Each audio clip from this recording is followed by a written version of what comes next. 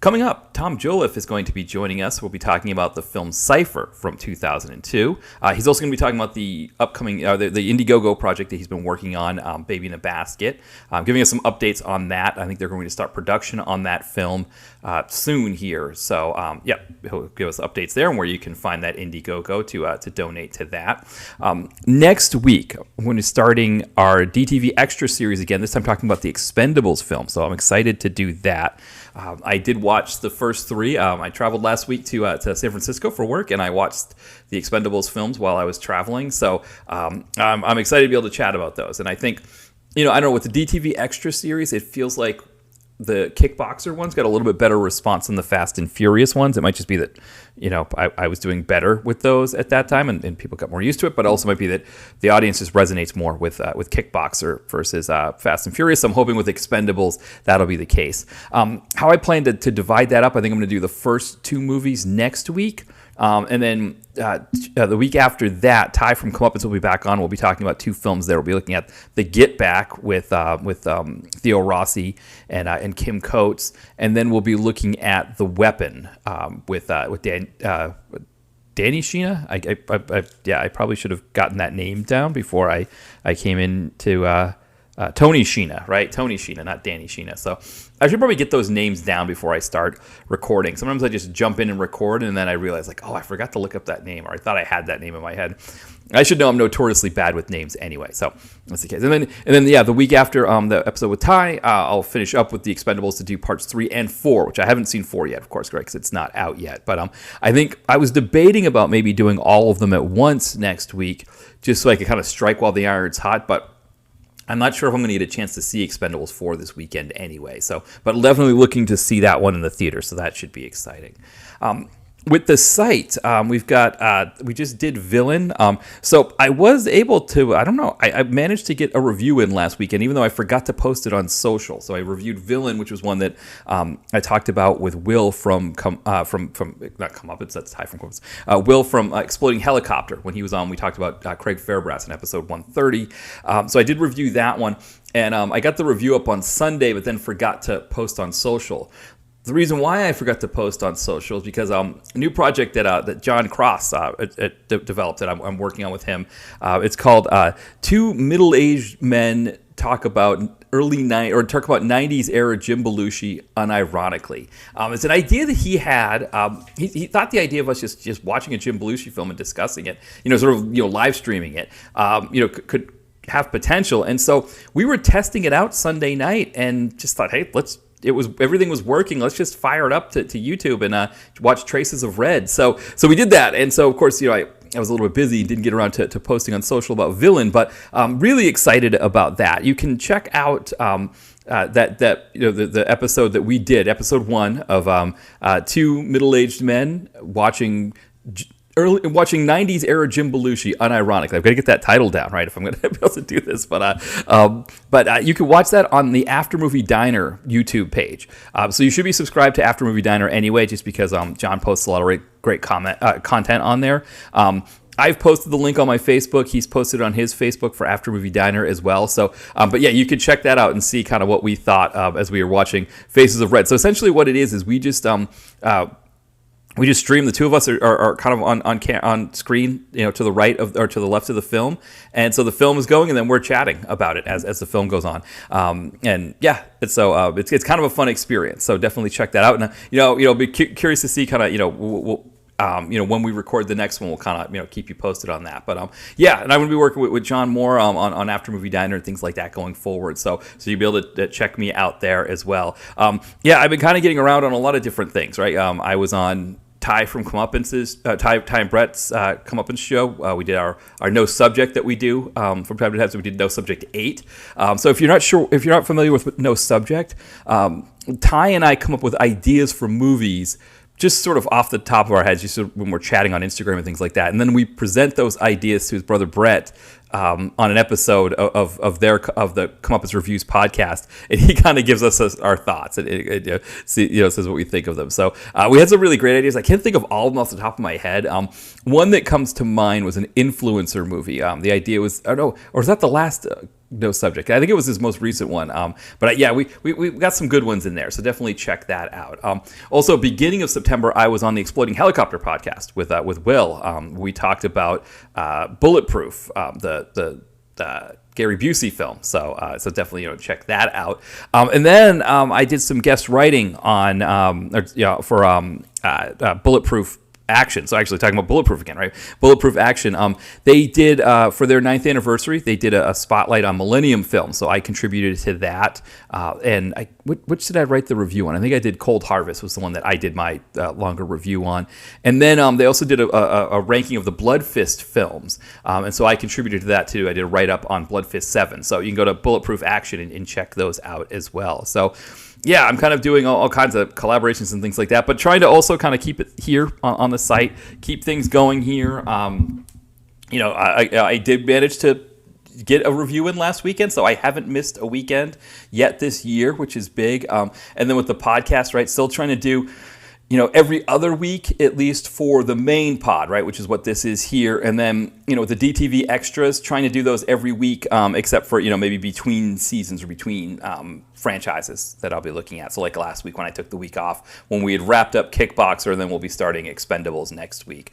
So that's kind of, an idea there. But we'll see. We'll kind of see as we go with those. Of course, the other thing is Bainbridge, my novella. I was going to say short novel, my novella that I released recently about sort of detective cop on the edge, Bainbridge from the early 90s. You can get that now on paperback and Kindle. It's $2.99 on Kindle. Now with Kindle, keep in mind you don't need to have a Kindle device to get Kindle. You just need to have the app on your phone, on your tablet. So you're looking for something short to read while you're if you commute through train or something like that. You get downtime at work or whatever. You can have the app on your phone and you can read through that as well. And it's a short read. It's like 80 pages, so it's nothing too crazy. If you want to buy the actual paperback, that's great as well. That is $6.99. I believe it is available through Prime, so you can get it with free shipping. I just had my copies come in today, my author's copy, so they're there. It's interesting because it's smaller than my novels, so it doesn't have any wording on the spine. There'll be a blank spine, but the novel's there. I think check those out. Let me know what you think. I think if people like the idea of Bainbridge, I've got some other ideas that I've been kind of spinning around my head on how to use Bainbridge. So, if people enjoy this, people like it, they want more, definitely check it out and let me know what you think. Links to that will be in the podcast description. In terms of the site itself, so like I said, we just did Villain on Sunday, and then I think next week we're going to be looking at the Wave Productions documentary for the next review. So that was one that Mitch from Video Vacuum, we looked at together. He's going to be back on soon. I've got to chat with him about a collaboration we talked about sometime in the fall, getting back together. So going to reach out to him. But always a great conversation with him. So if you want to go back in the archives and check that one out, when we look at Wave Productions shot on video films. But I'm going to look at that documentary. And then when we get into October, remember October is going to be our Hall of Fame induction. So some names that you can expect to see there. Danny Trejo, he's closing in on his 30th post, so he's going to get in. I kind of want to get him maybe before the asylum rule kicks in. So if you're not familiar with the asylum rule, but the asylum rule is essentially that anybody who gets 30 tags automatically gets into the Hall of Fame. Because the asylum was kind of one of those things where it's like, I got to put the asylum in at this point. So so Trejo was in that 30 range, and it's like, okay, let's just put Trejo in there. Scott Adkins, same thing. He's in the mid-20s, so we're going to put him in this time around. So I think last fall people thought he was getting in because it was Isaac Florentine who got in, and so I think people thought it was going to be Adkins because I reviewed Close Range for Isaac Florentine's induction post. So we'll just get Adkins in this year. I think he's done enough. It's time for him to put him in. So I think one of the things with Adkins was I was worried about his age. I was like, oh, maybe he's too young. But actually, I think I don't think Van Damme was. He might be the same age as Adkins when we put him in the Hall of Fame. So it seems like these guys are younger. Like, Adkins is younger because he's close in age to me, but really, we're all getting up there in age. So there's that. And then for the other one, Spiro Rosatos. We're going to finally get Spiro Rosatos in. So when I was doing the Fast and Furious films, I hadn't realized how many Spiro Rosatos films I had covered on the site because I hadn't tagged him before. But he did a lot of really great stuff, not just with PM, but the Maniac Cop movies, things like that. So turned out he had in the mid-20s for tags. And I think just for his work in DTV, especially with the PM Entertainment. So, I mean, so many of the classic Spiro Rosatos, he was a action director on those, so it's time to get him into the Hall of Fame. So he's going to go in there as well. And then I was going back and forth on who I wanted the fourth one to be, whether it's going to maybe do Donna Spear, just because I've been reviewing the Andy Sedaris films, and I feel like she would qualify. But also Shannon Tweed is one that I feel like she's got a really great career, and she might be a good fourth one. So we'll see. I think it probably is going to be Tweed, and then Spear might be next year. Maybe I'll just do the whole Sedaris crew next year, right? So maybe Spear, Sedaris, Rodrigo Obregon, just everybody just go. Maybe it'll be a Sedaris extravaganza next fall. I don't know. We'll see what happens there. But yeah, that's October. We're going to start getting into the Hall of Fame posts. So it's amazing. It's already been another October there that we'll be doing that. So that'll mean kind of if you're looking on the Letterboxd page to see what we've got for reviews coming up, keep that in mind that what you're seeing for upcoming, yes, the Wave Pictures is definitely this weekend, but then kind of after that, it's a little bit up in the air as we start to kind of filter in. You see Hard Target 2 is on there, so Hard Target 2 is definitely the one we'll do for Adkins.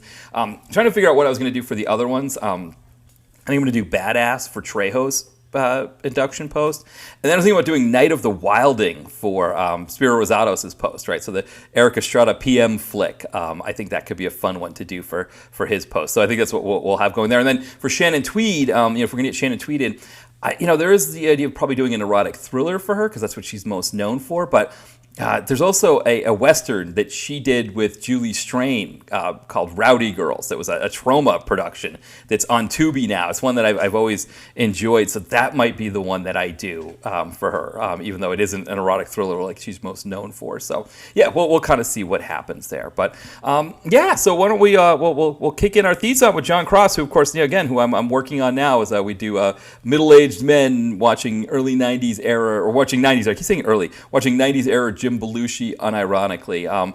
He does our theme song here as well. So yeah, one reason I guess people, why it's 90s era Jim Belushi, we want to do pre-according to Jim Belushi. That's kind of the idea for this, at least for this early iteration of it. So, and he's got plenty of pre-according to Jim work in there. So we should be busy for a little while. So so we'll kind of see what happens there. But anyway, we'll kick in the theme song here, and then Tom Jolliffe and I are going to talk about the film Cypher.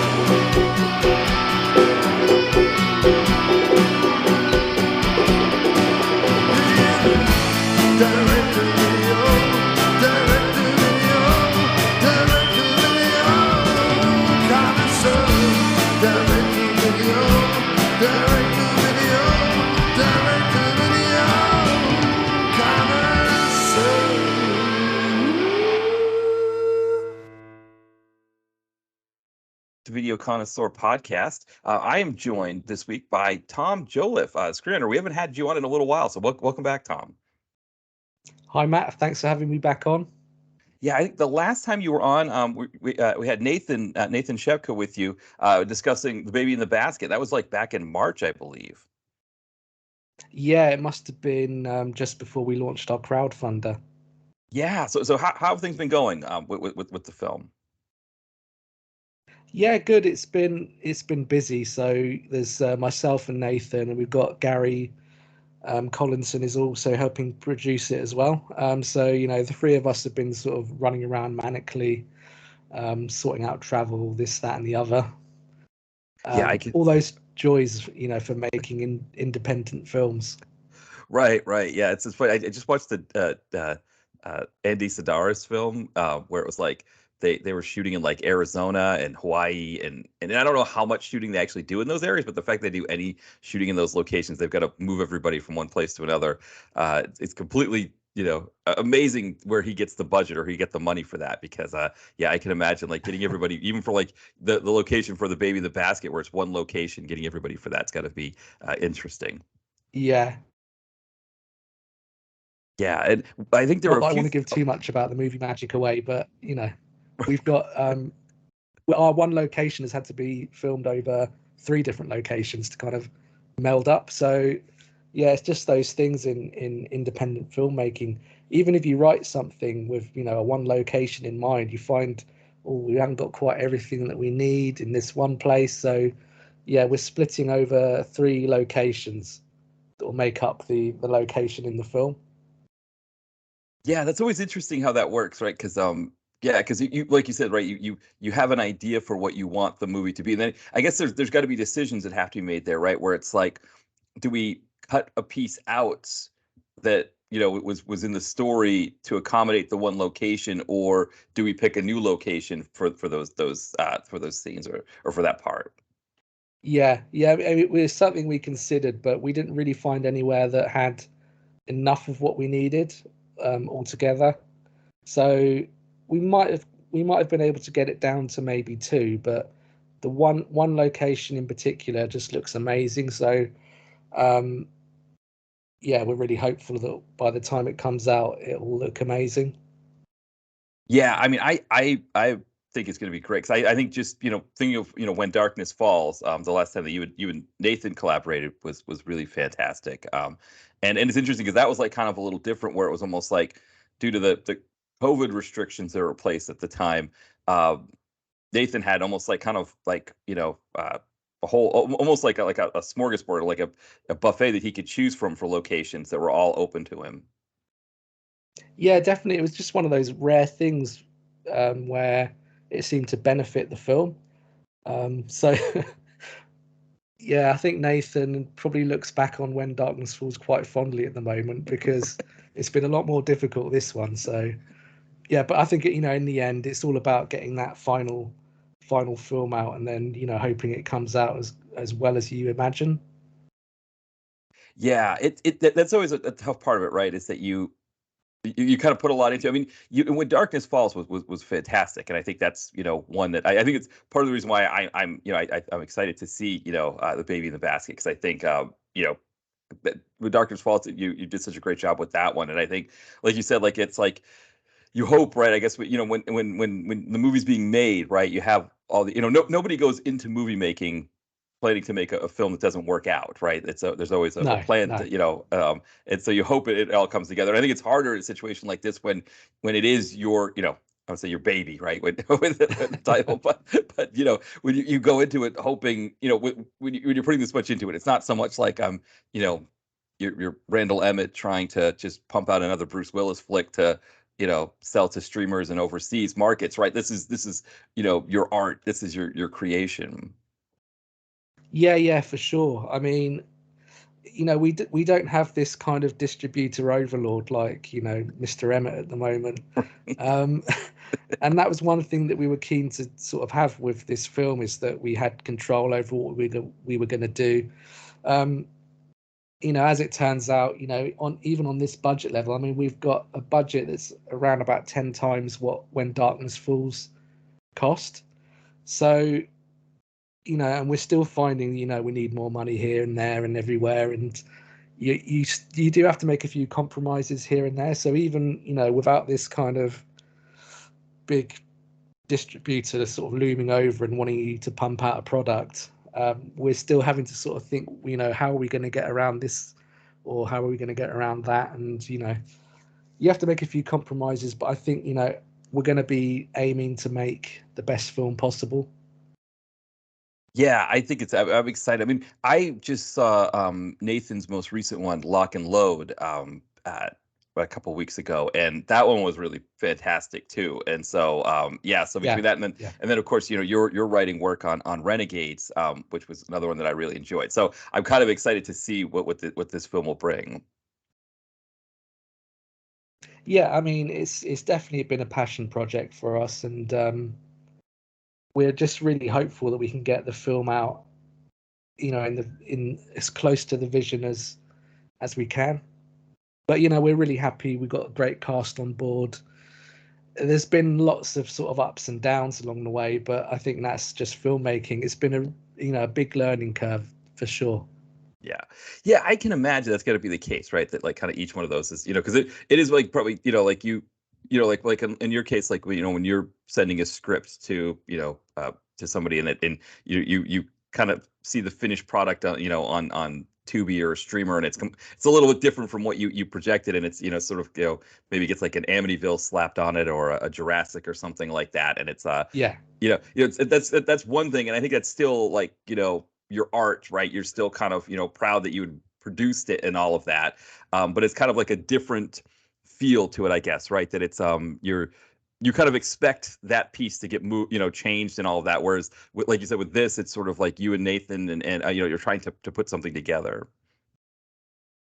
yeah, exactly. I mean, in terms of like the commissions and things, you know, you know I'll do what's asked of me. If it's a film about a fire tornado, you know, I hand it off, take my money, and then, you know, a few months later, I'll give it a watch. You know, sometimes I'm like, well, it doesn't bear that much relation to what I wrote, or sometimes I'll be pleasantly surprised. Um, that's a little bit rarer, to be fair, but um, yeah, I think that was one thing that I actively wanted to do, kind of towards the end of last year, was just to be more directly involved. I don't know whether I'll still have this feeling at the end of Baby in the Basket, given the stresses of producing. So yeah, I've definitely got a newfound appreciation for, you know, a lot of the producers that I've done work for. Yeah, yeah, I can imagine because, you know, and I think that's a part of it, kind of for for every, you know, people who watch in that kind of thing too. Like, you don't really know like what, you know. I It's funny. I watched the documentary on Randall Emmett, just, you know, having to bring him up, you know, and it's like I didn't realize that he pays, you know, the business model was paying stars like Bruce Willis in the millions of dollars per picture. I thought it was like tens of thousands of dollars for like a day or two's worth of work, but actually it's millions of dollars. But the way that he would cut corners, of course, is that he would, you know, really make the crew have to like suffer, you know, like they'd be staying however many to a room, you know, those kinds of things. And so it's, you know, in his case, he was very cutthroat about it and didn't care, and it was all about him making as much money as possible. Whereas, like, yeah, in a situation like this where this is more like your art, your creation, and you're trying to kind of do it the right way, but you've got those limitations on you, due to the budget part of it. It's I can imagine it's got to be tougher, right? Where you're always trying to make the right decision, right? You want, or the best decision, and sometimes that best decision isn't always what you want it to be. Yeah, I mean, it's difficult. There's problems constantly along the way. Some things you don't really envision. I mean, we had problems even on the crowdfunder, where we had another filmmaker trying to sabotage it. So it's just, you've got to deal with strange people in the industry who are on the same sort of level, and you wonder why people don't try and help each other up as a, you know, a mutual benefit. But yeah, you've got to deal with those things, and you've got to deal with agents and, you know, travel, cost of living as well. So we're finding that the way that prices work out, I mean, it'll be the same in the States as well, where, you know, some things have risen in price so much that when you've budgeted maybe at the beginning of the year, even like to now, things have shot up in price. So yeah, it's very tough. And I mean, Nathan and Gary have done the vast majority of the sort of the legwork in terms of all the logistics. So, you know, I'm going crazy enough myself, so I don't know how they're coping. Yeah, I can imagine, right? Because yeah, if they're doing, yeah, like more of and again, like we talked, you were talking about with When Darkness Falls, where in Nathan's case, he didn't have, you know, it was kind of a different setup, right? Whereas like things were falling into place more, Yeah, and yeah, I mean, the idea that somebody else would be sabotaging another crowdfunding, that just seems to me like I don't know. Yeah, the idea of that, like, that's something I don't think any of us would ever expect to happen. It sounds like something out of a movie. It was a little bit like that, really. I mean, I know there's a lot of sort of funny people in the industry, even down at the sort of indie level where we are. And these are always the same people that on the surface they'll be sort of talking about, the indie brotherhood, supporting each other. And it's another filmmaker that pretty much goes from one crowdfunder to another. Yeah, so you have to just deal with it and just sort of let them get on with it, and not get into some sort of pitched battle that just doesn't benefit anyone really. So we're focused on our film. We got through it in the end, thankfully. But because we had issues and then issues with Kickstarter because of that, our last week was a bit of a write-off in terms of the campaign. So that could have cost us useful money in the budget that we could have done with now. So but we've been quite lucky after the well, we did quite well in the Kickstarter, and we've been quite lucky since in terms of getting on a few more producers, and yeah, so we're looking in good shape now. Excellent. Yeah, and you were saying that now, as we're recording this episode should be posting kind of I think what did I have, the 19th of September is roughly. So that's when we're recording it, it's not the 19th of September, but as you're listening to it, it's going to be the 19th or after. But the plan is to restart the campaign kind of end of September. Yeah, we're just doing a short little Indiegogo campaign, just to give people a chance to get on board and get some perks if they missed out on the first one, and yeah, just to go towards post-production and marketing really. I think we're quite ambitious in what we can do with this film. So after we've shot it and put it through post, next year is going to be quite a busy time, really pushing and promoting the film. Yeah, I think that's there are a lot of those pieces of it that people don't realize, and even myself, right? Some somebody who's not thinking about another filmmaker who I hopefully he's not the one who did this. Right? Hopefully he's more of a supportive person. I think of Jay Horton, who has his YouTube series where he kind of talks about all kinds of different elements that I find his videos to be really informative, because he brings up things that I never would have thought about, as somebody watching movies, whether it's whether the movie should be free to stream or you rent it, or something like these things you talk about, like trying to kind of get things over the goal line, that we wouldn't expect, in terms of like advertising and that kind of thing, or marketing. Yeah, definitely. I mean, I definitely recommend viewing his videos to any kind of aspiring filmmakers. Yeah, Jay Horton's videos are just invaluable, really. I mean, myself and Nathan have watched quite a few. We've both appeared on his, been interviewed by him as well, and he wasn't the guy, so don't No, I worry didn't think about so. that. I didn't think so, but I was like, he's a really good guy, Jason. So yeah. he did support us, and he gave our campaign a share, a few shares as well.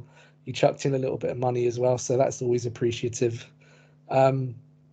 Yeah, so I mean, he's kind of stepped back into making his own films again now. And again, we helped out on his campaign a little bit, just putting a few bucks in.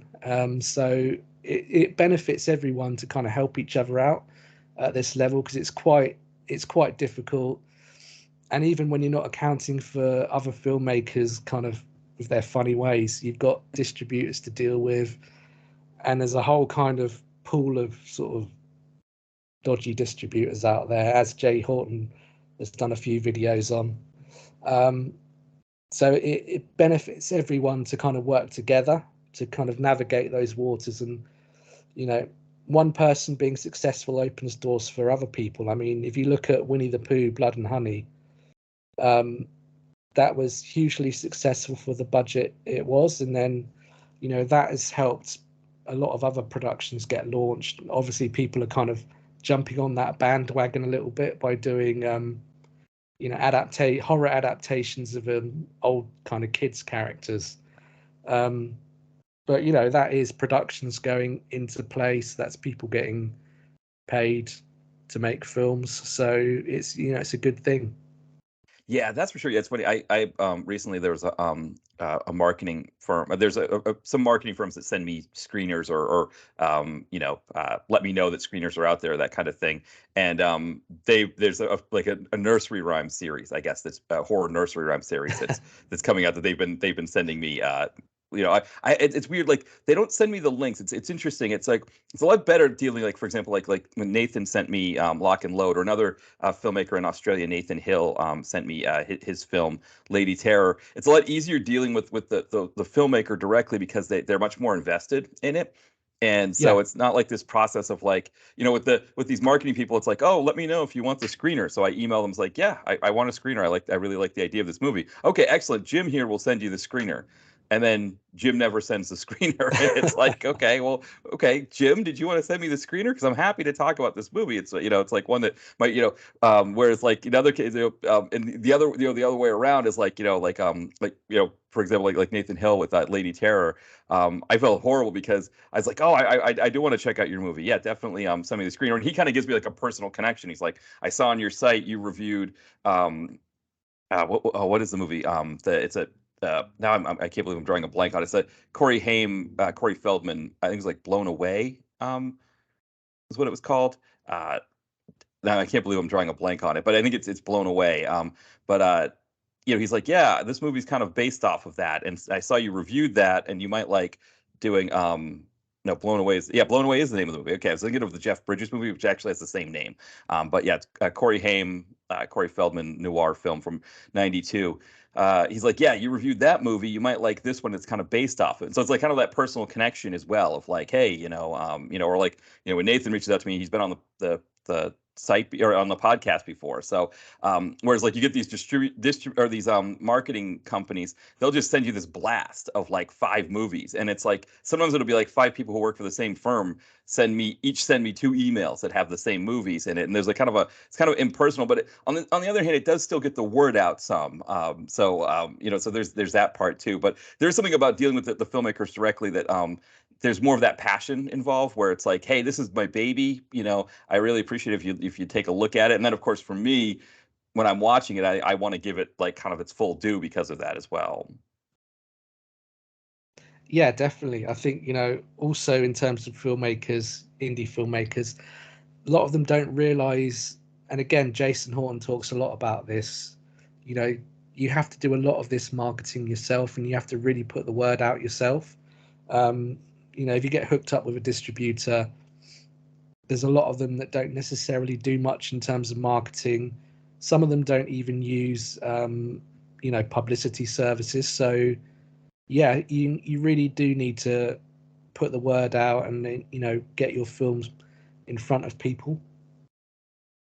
Yeah, I think he talked about, like, because he did a documentary that I really enjoyed about people who are like Bigfoot enthusiasts, who are kind of like, go around, Yeah. kind of like, it was on Amazon for a while. I don't know if it still is, and I can't remember the name of it. I have to maybe look at it, but it was because he was doing documentaries for a period, and so this was one of his documentaries that he did, and uh, I remember, like, he was talking about sort of the process with that, and how he went and found like Facebook groups that were looking at Bigfoot. Maybe it was called "Don't Call Me Bigfoot." Maybe that was the name of it, because I think he's done a sequel to it since then. But that was like one of his marketing approaches, was he went into a Facebook group. Yeah, "Don't Call Me Bigfoot." That was the name of it, from 2020. And it went into a Facebook group about Bigfoot and said, "Hey, check out this movie that I've and he kind of really did a lot of legwork to get the word out on it. And but he also, I think, he looked into too, like, is Bigfoot um a subject that people might be interested in? Is this one that I could get people to look at too? Which I think that's probably a different piece, right? When the movie's your baby, it's like, it's really about sort of making the movie you want to make, and hoping that it resonates, I guess, with other people, as opposed to sort of like, I don't know how to say, like, doing it just for a specific market or something like that. Yeah. I think, we were quite wary of that as well, but I think we were we wanted to do this kind of film. Myself and Nathan have a like particular love of kind of old gothic horror films, so this was something we really wanted to do. But I think we also saw that there was some kind of resurgence in these kind of things as well. And we were very kind of inspired, I guess, by a lot of the A24 horror at the moment. And a few, there was a few films that we were kind of inspired by, like Saint Maud. And obviously if they're coming out and being successful, then there's an audience there. So we're getting the best of both worlds. We didn't necessarily go, completely into kind of looking into markets and seeing, where we might find our best kind of option to make a film. But I think we've got enough of an audience there. Touch wood, hopefully. Yeah, it's because the other, one of the other ones, because I just sort of looking at Baby in the Basket and sort of like, areas where it kind of overlaps a little bit. Is it there is maybe a little bit of a feel to with the old Hammer horror films where, yes, now I know that the Hammer films sometimes had a bit of a unintended goofiness to them that you're not shooting for with the Baby in the Basket, but there's sort of like a I don't know, like between the sets for them and that the period, a lot of them were kind of period pieces that meant to take place like kind of in the late 19th century. But I've noticed that there's sort of a bit of a revival and interest in those as well. I know, especially here in the United States, we have a TV show called Svengoolie that's on every Saturday night. It's on a retro channel called MeTV that usually shows like old TV shows from the 60s and 70s and 80s. But on Saturday nights, there's Svengoolie show. It's originated out of Chicago, where this guy, Svengoolie, who's kind of dressed up in this goofy get up, he shows old horror movies, but he plays a lot of horror, a lot of Hammer horror films. And I think a lot of people really are into that in a way that's different from like kind of modern horror. They're modern horror films, but there's like an appreciation to go back and watch those ones again, I think. And so that was another one that I was thinking of when we were talking about Baby in the Basket. Is sort of those like, like a Hammer film that takes place in like a big chateau, and it's like everything kind of happens in that one little area, and maybe a little bit outside the area, but for the most part there. Yeah, absolutely. I mean, they were definitely a source of inspiration for us. There's just a lot of things from those kind of periods going right from like the 40s up to kind of like the early 70s with, films like Rosemary's Baby and Wicker Man. There is a bit of a resurgence for all these kind of these films. I mean, there's an indie filmmaker in the UK called Steve Lawson. He does a lot of stuff based on old kind of IPs. So he's done a few Dracula films, a few Sherlock films. People seem to be fascinated by that, like period horror, period films. So yeah, we're really hoping to tap into that really, and obviously, Hammer's having a bit of a resurgence. I mean, the company's kind of relaunching quite soon. And then you've got Amicus, which is a similar company. They're relaunching as well. So there's definitely seems to be interest in these kind of old gothic horrors. Yeah, and I think this one kind of, it from what you're describing it as, it feels like it has that same vibe there. And I think, for me anyway, I've always preferred that kind of horror anyway, like sort of the more modern, like the Saws and those kinds of films. I mean, I do love a good 80s slasher film. I do like a good, Nightmare on Elm Street or Friday the 13th. Like, but those are kind of a different thing, especially like a Friday the 13th. Like those are kind of more like a, get together a bunch of people and talk over the film and then laugh at the kills and that kind of thing. And I mean, granted, a Hammer film, I know my wife and I will watch those when they're on Svengoolie on a Saturday, and a lot of times she just isn't really paying attention. I'm kind of more like joking about different things that happen in the movie or enjoying it. But there, for me, I kind of prefer that kind of movie when it comes to horror than sort of like, or I guess it's either a comedic horror film, or like something like what you guys are doing with the Baby in the Basket, compared to like one that just has like people being tortured or being killed in horrible ways. Those don't always really do it for me. No, I'm the same really. That doesn't particularly appeal to me. And also, I guess there was a period in horror sort of modern horror, where everything was all about kind of jump scares, and it was they did a lot of their work in the editing suite. Really, they put in jumps and they'd crank up the sound, and they'd hit you and tell you when to jump, with a big sound cue and things like that. So we wanted to go back to a time, in like Polanski's early horror, where you would build up an atmosphere, maybe slow burning, and really kind of involve the audience, and then it gets progressively more horrific as the film goes on.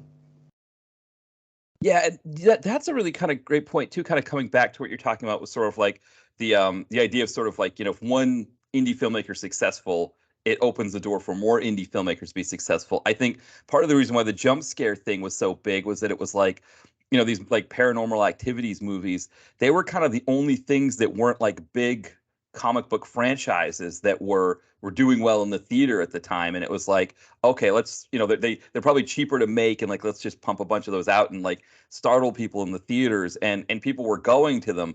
And that's, I think that's part of the thing, is it's like the distributors, that the industry will move where they think the money is. And that, I think that's why it's important for us as fans of movies to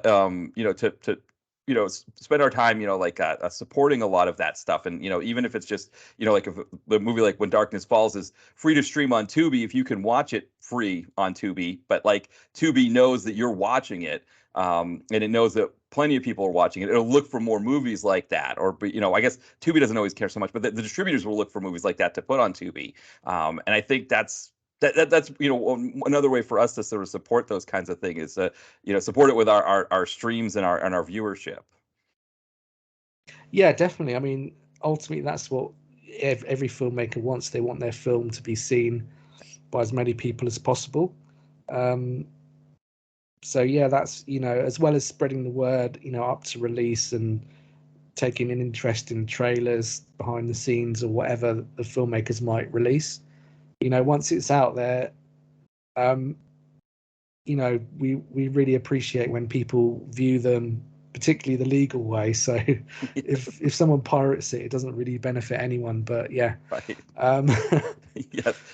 I remember that with Renegades. I remember somebody was kind of popping off in a Twitter chat about the movie, and Jonathan Southcott saw that the person was from the UK and the movie hadn't been released in the UK yet. And he's like, well, you're going to give me my money, for pirating it like that. I think that's a big part of it. It's funny because I it's been a long time because I don't have any of those, BitTorrent sites or anything like that. But it's like, I think it with so many ways to see a movie, and like the one we're going to be talking about here in a little bit, Cypher, it's only available to rent. But I think even rentals often are not that expensive for indie films. Yes, for like, Fast X is probably going to cost you $20 to rent it if it's still the theater or something like that. Yes, those ones have a higher price when it comes to that. But most indie films, at most they're going to be $6 to rent, but usually they're in the $3 to $4 range here in the States. So even that kind of money putting towards it, it doesn't necessarily break the bank, but like giving that money, that $3 to, and of course the indie filmmakers don't get all the $3, but putting the money towards that, it sends a message to the companies that have the streaming that, okay, this is where the rental dollars are going, so we should get more movies like that. And so even that's a great way for people to support movies, is to, again, renting a movie doesn't always cost that much either. So yeah, like you talk about, like illegally downloading, indie films is definitely not a good thing, because it's hurting the whole thing. It's not just helping you with the free movie, but it hurts the filmmakers, but also it sends the message to the film industry that this is not a moneymaker for us. Yeah, definitely. I mean, I know Scott Adkins, for example, has been very kind of adamant about this. I think he's come out a few times, and people have asked him, "Oh, when are we going to see a new Boyka? When are we going to see, I don't know, you in another Universal Soldier film?" And he's been quite honest and said that piracy kind of had a big impact on it being very difficult to get another Boyka film greenlit. So in the end, you could pirate something, really like it, and think, "Oh, I wouldn't mind a sequel," but it's contributed to the fact that there might not be a sequel. Yeah, because if because yeah, the Boyka, that's an interesting one, because like that's one that I think you would think, right, that like people would be looking for another Boyka film, because that's kind of one of Atkins's iconic roles that us in the Yeah.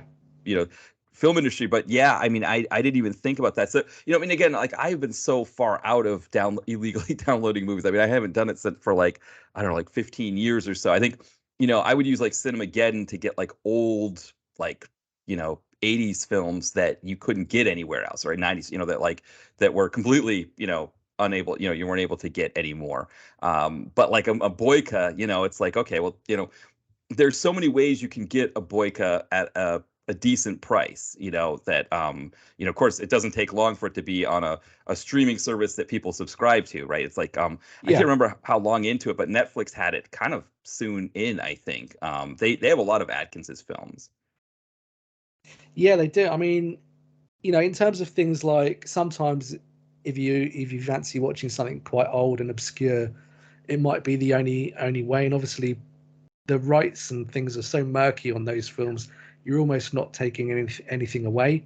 Right. But fresh and modern films that are just coming out, I think they kind of need all the support. It's like 10 years, a lot has happened, and because streaming has taken over so much, and so much is going into the advertising video on demand, so things like Tubi, they're really hard to quantify what's a success and what isn't. But I think the one advantage of something like Tubi is, because you can watch a film for free. If you go and watch an illegal stream somewhere, most of the times they'll fire a load of adverts on it. Yes. Anyway, so you might as well watch the legal version on Tubi.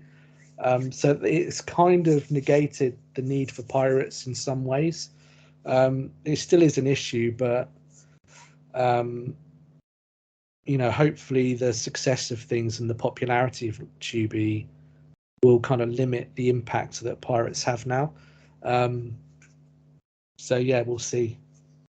Yeah, because that's kind of what Spotify is, right? Spotify was the answer to illegally downloading music, and yeah, Tubi's kind of a similar thing. I never really thought of Tubi like that, but that actually makes a lot of sense. I mean, the other thing too, I mean, my wife and I, we subscribe to kind of everything. I think we're subscribed to everything but Stars, and there might be one other, but like we've got, obviously, we've got the Netflix, and the funny thing with Netflix is I almost never watch anything on Netflix anymore, but I feel like I can't get rid of that one. I feel like because it's the one I've always had, and there are movies on there OG, that I want. isn't it? Right, exactly, yeah. And so, I mean, Tubi is the big one. Tubi is the one that, and to be, I think Mitch Lovell, the Video Vacuum, he's been on this like this thing where he's going to try to watch one Tubi movie a day and see, he essentially set this thing for himself where he said, I'm going to see if I can get rid of all the streamers and just use Tubi. And is there enough content that's just on Tubi? Which, to be honest, I think there is. But, the other thing too, it's like, and I guess maybe for people who pirate movies, maybe they, who watch pirated films, they're not paying for any of these. So that's why they would do it. But it's like, for me, it's like, okay, we're already paying for Amazon Prime. Like, if the movie's on Prime, I should be watching it on Prime, or, we're paying for Netflix or any of these other ones, But I think you're right, too, about the fact that the sites that show the pirated film, they have so many ads. Sometimes they reverse the image of the film. I know when I watched Frogtown 2, I had trouble finding Frogtown 2 with Robert Zadar and all, it was on Daily Motion, and the image was reversed. And so it was like, but it's like, that's the only way you can watch Frogtown 2, is to find it that way. And then, hopefully, they'll get like a Blu-ray of it, or, it would be nice if a place like Tubi had it or something like that. But that's the other thing, I think, is that with these movies, they'll reverse the image. They do all kinds of things with them that, like, if you just plunk down $4, I mean, it's like you're putting in $4 worth of work just to get around all of these things that you could have just rented it.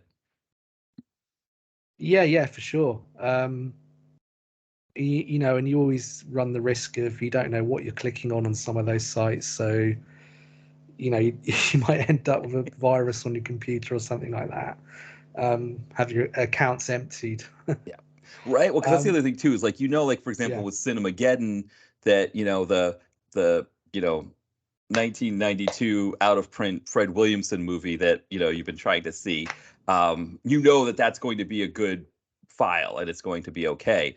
But yeah, if you're anywhere else and you're trying to find Boyka, it's like you're much better off just watching Boyka on whatever streaming service you're subscribed to, or and even just being subscribed to a streaming service. It's like yes, if you add them all up together, they get to be expensive, but like one here or there is not. I mean, Amazon Prime is the easy one because Prime sort of bundles all kinds of things together. They're you're paying for the movies, you're paying for access to TV shows, but also you're paying to have shipping be a lot cheaper. I mean, they're essentially bundling everything together to kind of kill all of their competitors in a variety of different industries, and so you're in a way you're kind of contributing just as badly to them. But at the very least, it is a way for you to support movies, to use your Amazon Prime to watch these indie films.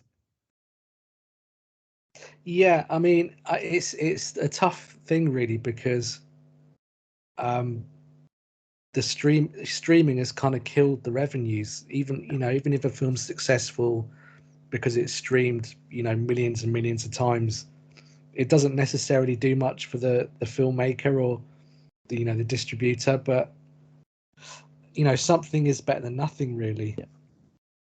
Yeah, and I think at the very least, like for example, When Darkness Falls, I can't remember what I watched that on. I think it was on Tubi that I watched it when we discussed it here on the podcast. And it's still like at the very least, if you're sending a message to Tubi that and the distributors who are putting it on Tubi that, oh, these are the movies that Tubi's watching. I mean, if you go onto Tubi and you type in the word Amityville into the search button, you'll have over 30 films that come up. So Yeah, obviously I there thought was there might have been more, actually, to be right. fair. I wanted to see if I could do it because so Mitch did an Amityville April, where in his case he just did some movies in April that had Amityville. But I was like, could you potentially do a movie a day in April on Tubi that's just Amityville movies? And sure enough, yeah, I think there's like 36 to 35 to 40, something like that on there. Yeah. Yeah, it's absolutely amazing.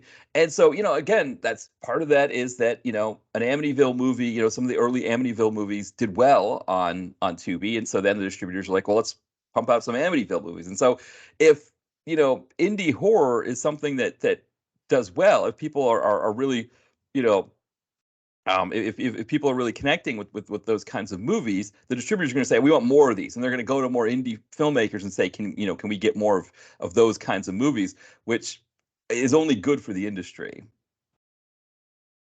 Yeah, definitely. I think there's always trends and things that work for a cycle of time. It's just about it's getting in there at the right time, really, and then making the right kind of thing that is going to get an audience.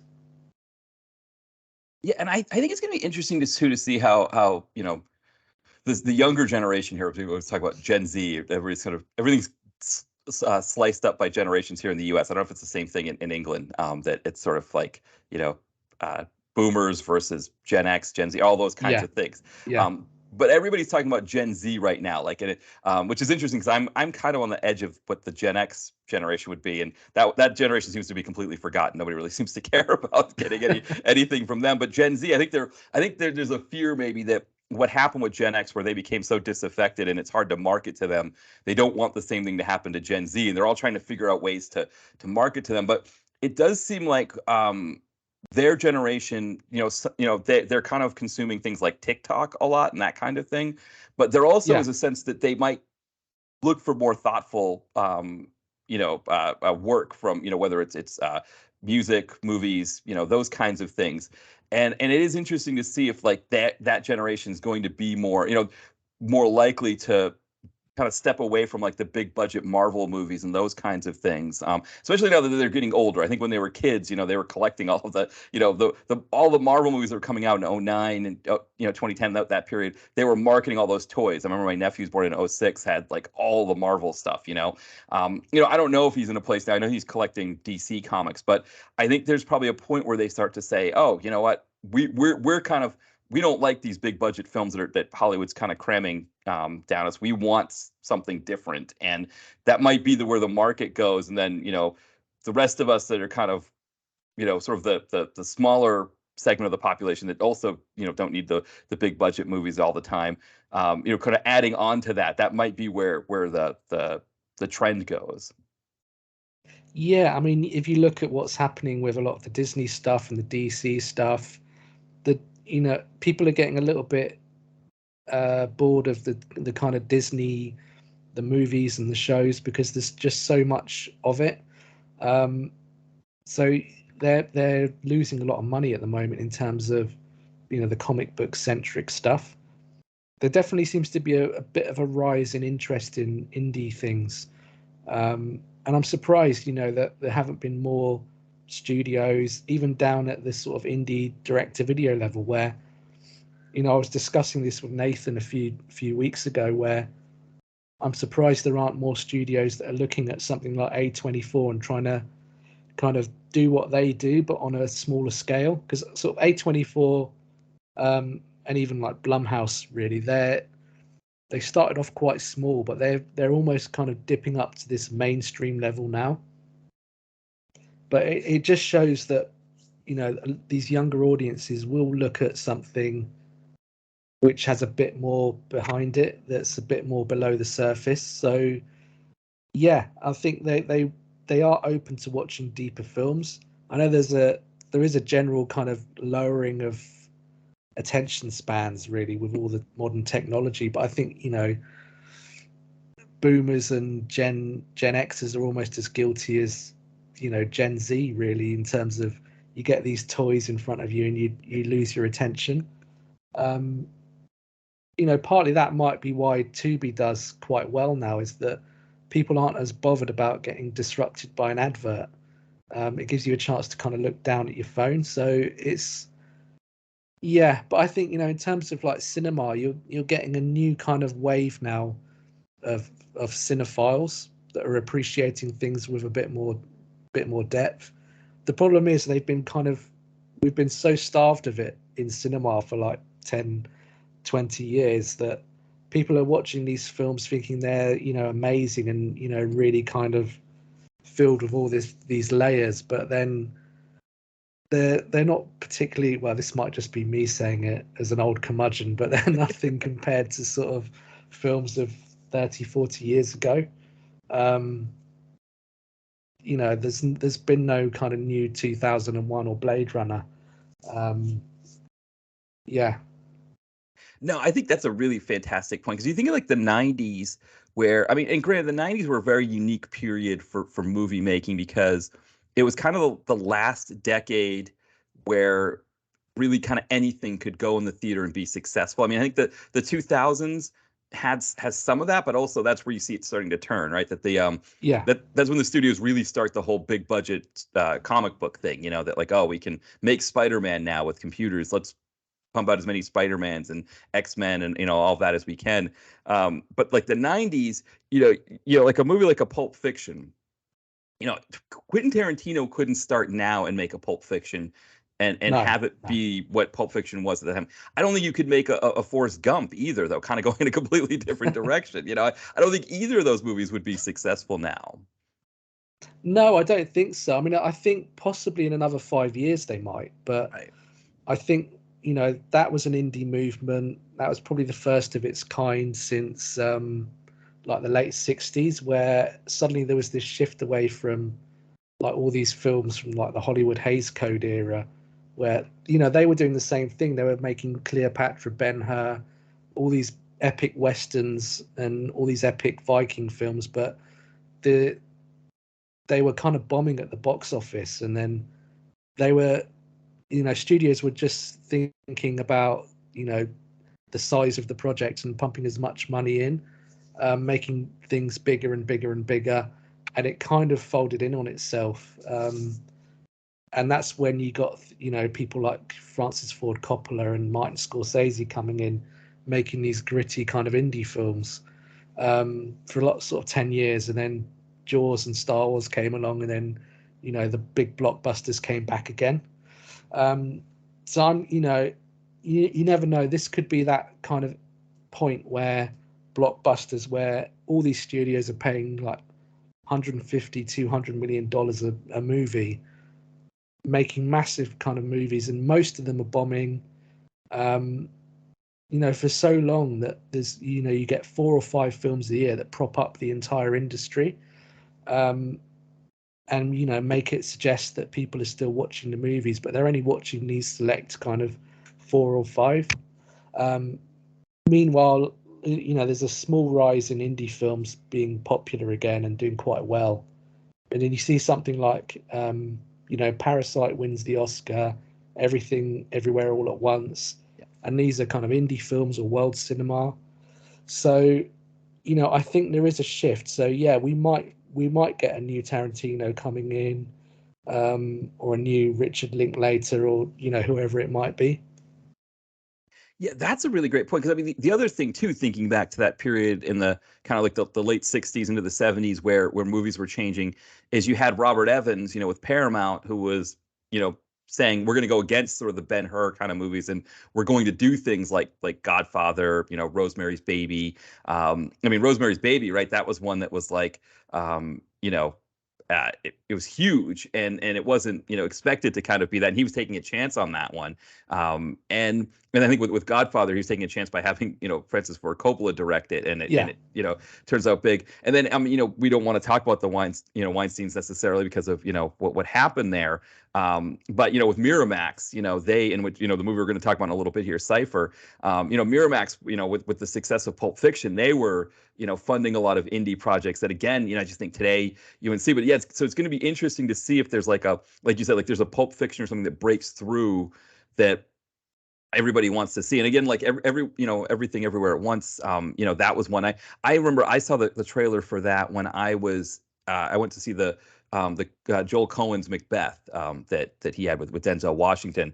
So that was like my first film in the theater back after the pandemic. Well, not after the pandemic, but since when things opened up a little bit, that was my first movie in the theater. And I remember seeing the trailer for that, and I thought, wow, that looks really good. But I never ended up watching it.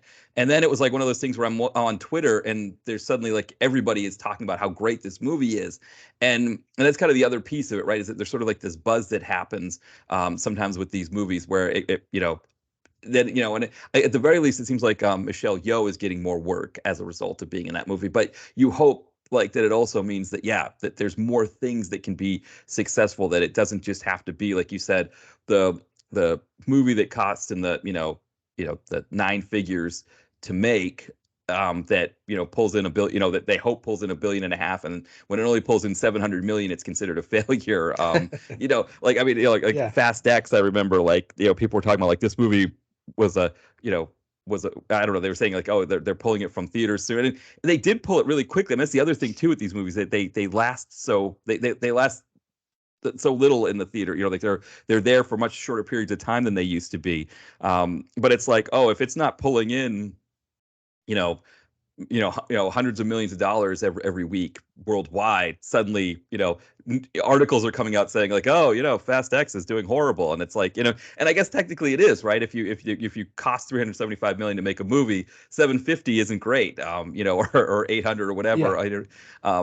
And so that's the other thing, is those margins get to be so high. And it is interesting when you think of these streaming sites like Disney Plus, where here in America, they're running into problems because they're essentially trying to double dip, where they're trying to get us to pay the subscription fee for their content, but at the same time they're charging the cable companies to house them, like for their the sports channels and things like that.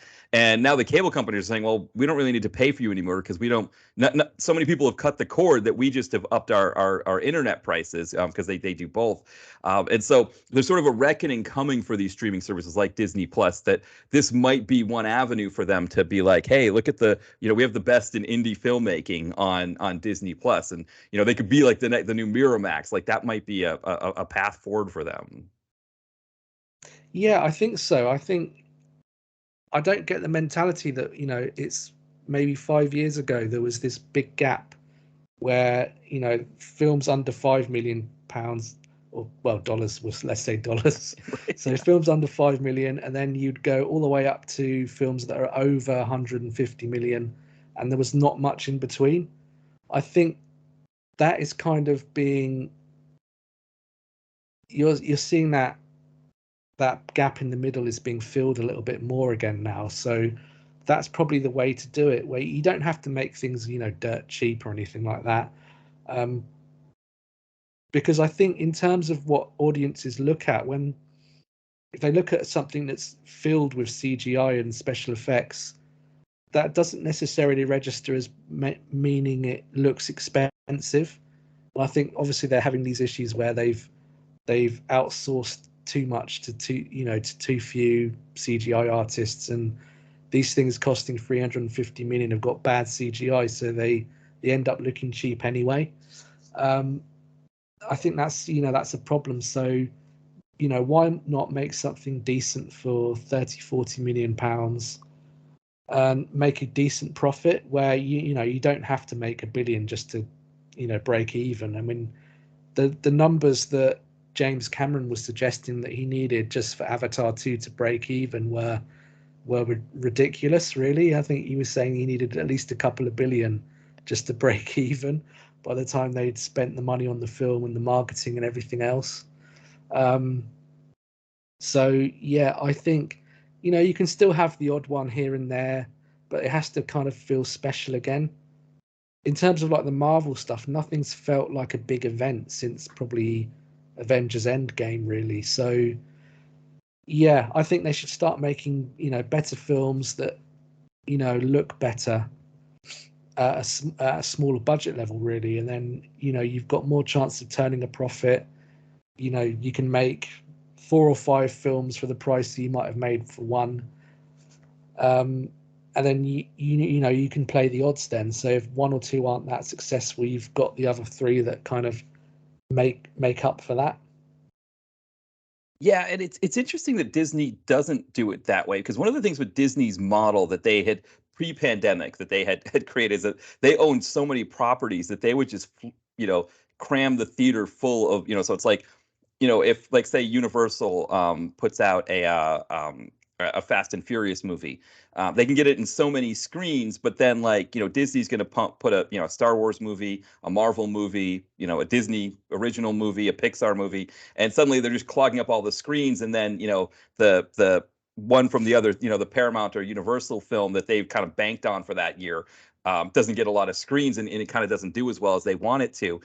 It's interesting with that model that they didn't think about, let's do, instead of putting all our money behind 4 projects that are in the 9 figures range, let's do some 8-figure movies and get a good return of investment on it. And that you could have 5 movies that equal one blockbuster for the year, and then those are all in the theater. But I guess that's the problem, I guess, is that they've got to get all the theaters to take all those movies. Maybe that's part of it, but it is an idea that I think, like you said, going back to the whole idea of a movie not being an event, this summer it seems like every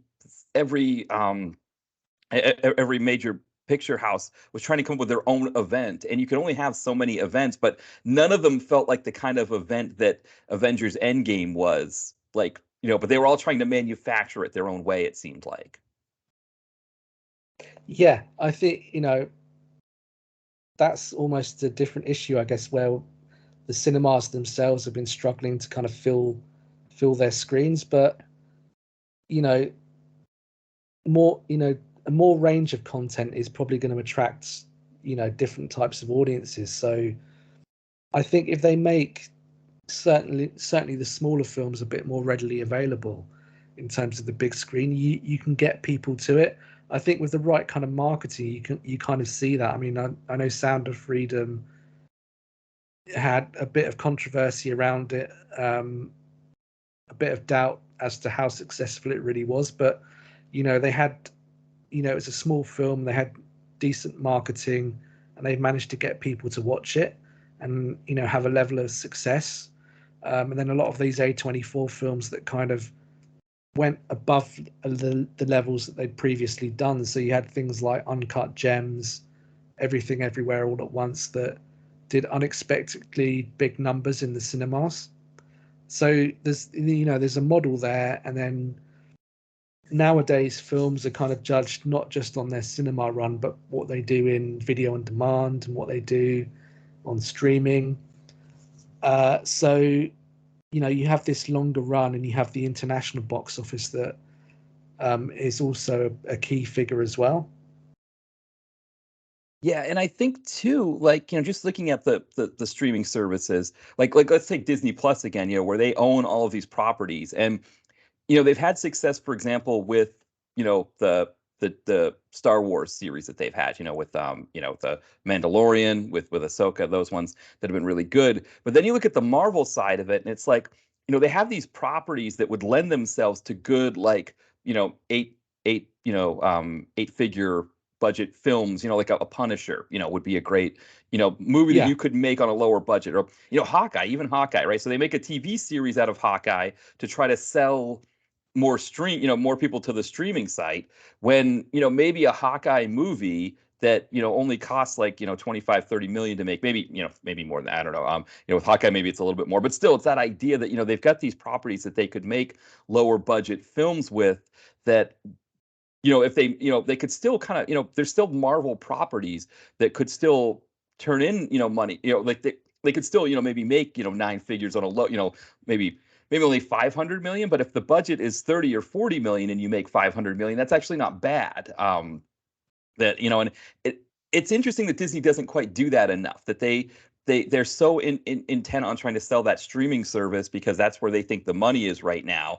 And they just assume that their blockbusters are going to pull in the kind of money that they should, but now they're sort of losing on both ends of it, I think. Yeah, I think there's been a bit of they've been, you know, if you keep doing that amount of films and TV shows, and they kind of look like they've cut corners in places. I think people get wise to that, and they feel like they're being undervalued by being, given content rather than something that you could describe as a good show or a good movie. And you can see the difference in something like Andor, for example, where it had more kind of earthiness to it because they used a lot less kind of CGI. They didn't shoot everything on green screen, as well as the story and the writing being better than something like Obi-Wan, for example. So people will respond to watching better things, and you don't necessarily have to spend gargantuan amounts of money on an action film. The Raid or the Raid 2, that didn't cost $150 million to make, but there's so much bang for your buck. And the action itself has a kind of intensity because a lot of it is real stunts and action. Like, I know Top Gun Maverick, for example, is a massive budget film, but that also proved that if you do something with good stunts and practical effects, people will get drawn to that because it's almost skipped a generation now where, say, the Gen Zers aren't used to seeing these kind of things. They think that it's some kind of they think it's a bit of a marvel, really, where you see someone in a real cockpit doing pulling G's and doing their spins and everything. So there's definitely a market there for doing old-fashioned kind of meat and potatoes action, and just getting back to the basics of having things that are physical on screen. Yeah, I think that's a really great point. And I think, the other thing with Top Gun Maverick is that Top Gun Maverick was kind of like an old-fashioned blockbuster in the sense that it started out kind of slowly and sort of, by word of mouth, people were like, hey, you should go check out this Top Gun Maverick, and more people went to go see it. And that's kind of how blockbusters used to be, right? They used to, Yeah. there wasn't this idea of like, what is the opening weekend? We need a big opening weekend. We need big, multiple weekends after that. That's kind of a new phenomenon where, going back to Jaws, right? Jaws was, kind of one of the first blockbusters, and it was a word of mouth kind of thing where everybody had to go see Jaws, and now it's like they're trying to manufacture that, and it works, like you said, like with Avengers Endgame, right? That was enough of an event that everybody wanted to go see that, see all the characters they really loved, and see what happened there. But now it's like they're trying to manufacture it, and I think it's kind of hitting that law of diminishing returns. Yeah, I think that they've kind of reached that breaking point really where they need to kind of reevaluate. So yeah, we'll see what happens really, whether there's a new kind of indie movement and whether we see a new wave of kind of stars really. When back in the 60s when people had stopped watching Jimmy Stewart and Cary Grant and Bogey and all that lots, they suddenly had this kind of shift and got these young aspiring kind of edgy actors, and then kind of launched a whole new wave really. So you had Pacino, De Niro, Hoffman, Jack Nicholson, and all these films from the guys like Coppola. Yeah, we might see that kind of thing again. Yeah, and I think you're right that I think Gen Z audiences probably the way that our age groups are craving it, just because for us we can go back to old films that we're used to and sort of have those be like kind of our comfort food, but we'd like to see it happen in modern films. I think for younger audiences, it might kind of captivate them the way that in the 90s it did for us, or like in the 60s and 70s it did for that for the boomer generation. I know growing up with my parents, it was like anytime an Al Pacino movie was on, that was that was it. Like they'd stop changing the channels, and that was how I saw things like Dog Day Afternoon, and some of Pacino's big ones, Serpico. It was just, hey, if he's on TV, we're not changing the channel. Now granted, my dad also liked a lot of westerns and things like that as well, so he still had that side to his fandom. But that's like kind of the question is like, what will be for this generation, this younger generation, and 20 years, what is it going to be what's going to be the movie that's it's always got to be on? And maybe there isn't something, right? Because maybe with TikTok and stuff, their attention spans are such that like there's nothing that's going to be on for them. But yeah, so maybe we'll kind of wrap up this part of it. But so Baby in the Basket, you're looking to kind of maybe restart the Kickstarter sort of end of September. Yes, so we're going to launch an Indiegogo late September, just to sort of help towards finishing funds and post-production and everything like that. And yeah, it'll give people a chance to have perks they might have missed out on the Kickstarter. There'll be a few new perks, and by this point we'll have quite a lot of behind-the-scenes footage and pictures, and a few. By the end of the shoot, there should be some props available as well that people might be interested in. Excellent. Yeah, and people should check out my Twitter and especially my Facebook, because I think usually I'm able to find where you've posted it on Facebook, and I can share it on the Facebook page. I'm trying to remember which one I donated. It was like, I think it's the one where you get the copy of the DVD when it's out. I think that was the tier that I can't remember now. I think I picked the tier that I could afford. I think it was like $10 US or something. I can't remember, or maybe 15 US is what it was. Maybe it was £10. I think that was my perk. Yeah. In there was that one. Yeah, well, I'm sure you'll get something.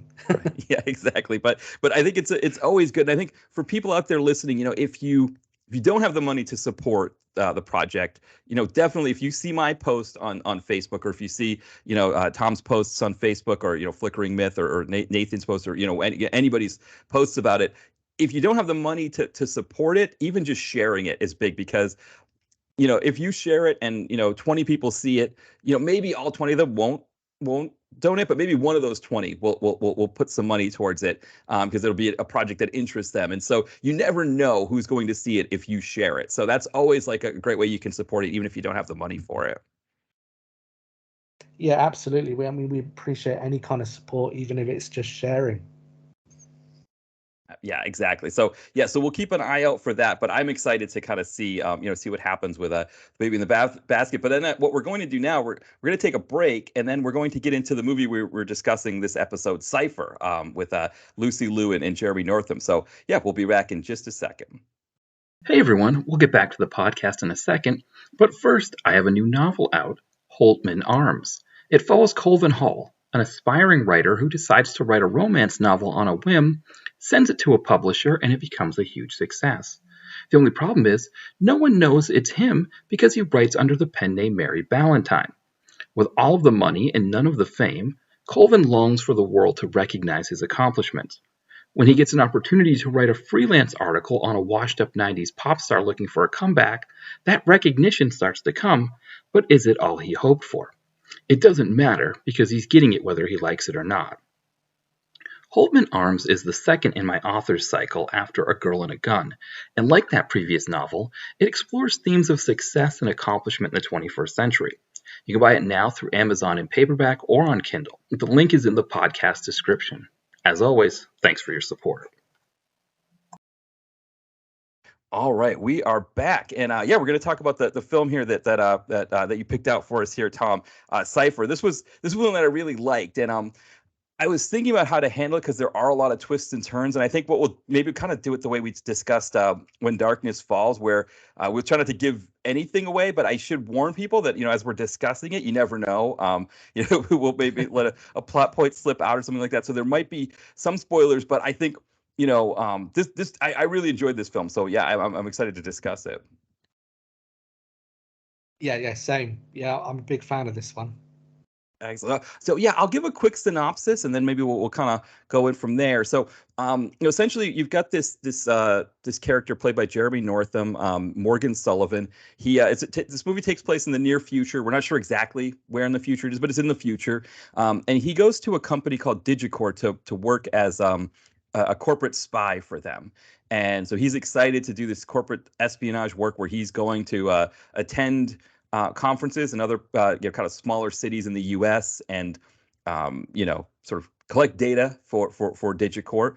But as he's kind of goes in and kind of starts doing more jobs for them, he realizes that it's not quite what it seems. And so there's this sort of femme fatale character played by Lucy Liu, who sort of has the key to the answers of what could be happening to him and why this isn't what it seems. And so everything sort of unravels from there. And our character, Morgan Sullivan, who's sort of an every guy character, is now thrust in a situation where he's kind of got to sort of struggle to sort of find his way out of it because, he's sort of caught between two companies that are both using him to sort of get the better of the other one. So yeah, I think that's probably the best place to leave it because there's a lot of twists and turns in this. But yeah, I really like this movie. Yeah, the same. I discovered it kind of, well, it would be about 20 years ago now, where it came out in the UK. I just sort of happened to pass a TV channel. I think it might have been someone like Mark Commode was reviewing it, because it had a very, very kind of short theatrical run in the UK. I think just literally a week in a handful of cinemas. I was quite intrigued, really. So I caught it on DVD a couple of weeks later when it came out. Really enjoyed it because it's kind of got everything that I really enjoy in these kind of films. I am a big fan of kind of like espionage thrillers. I love Hitchcock and sort of Hitchcockian thrillers.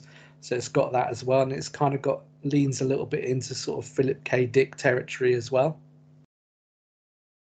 Yeah, I'm a huge film noir fan, and I love these. This movie came out in 2002, but it feels a little more like late 90s ish, and I always loved sort of the sort of modern neo noir film that uses sort of modern technology, but uses it in a way that the movie would get big at certain points, but at the other time, sometimes it sort of exists in sort of this liminal space that really allows it to sort of be very confined and have some like really nice, clean, dark shots. So I always really like that. I mean, again, I'm a huge fan of film noir from the 40s, and this movie plays in a lot of those spaces. But then, like you said, it's got a lot of Hitchcockian elements, and then the sort of this Philip K. Dick, kind of pulp, sci-fi book element to it as well. All of it really works really well for me. Yeah, it's one of these things where, I mean, obviously after I watched this and I kind of discovered the director, and then went back and looked at Cube as well, which was the one that really kind of broke him out. I've always just found that he probably deserved a bit more of a theatrical career.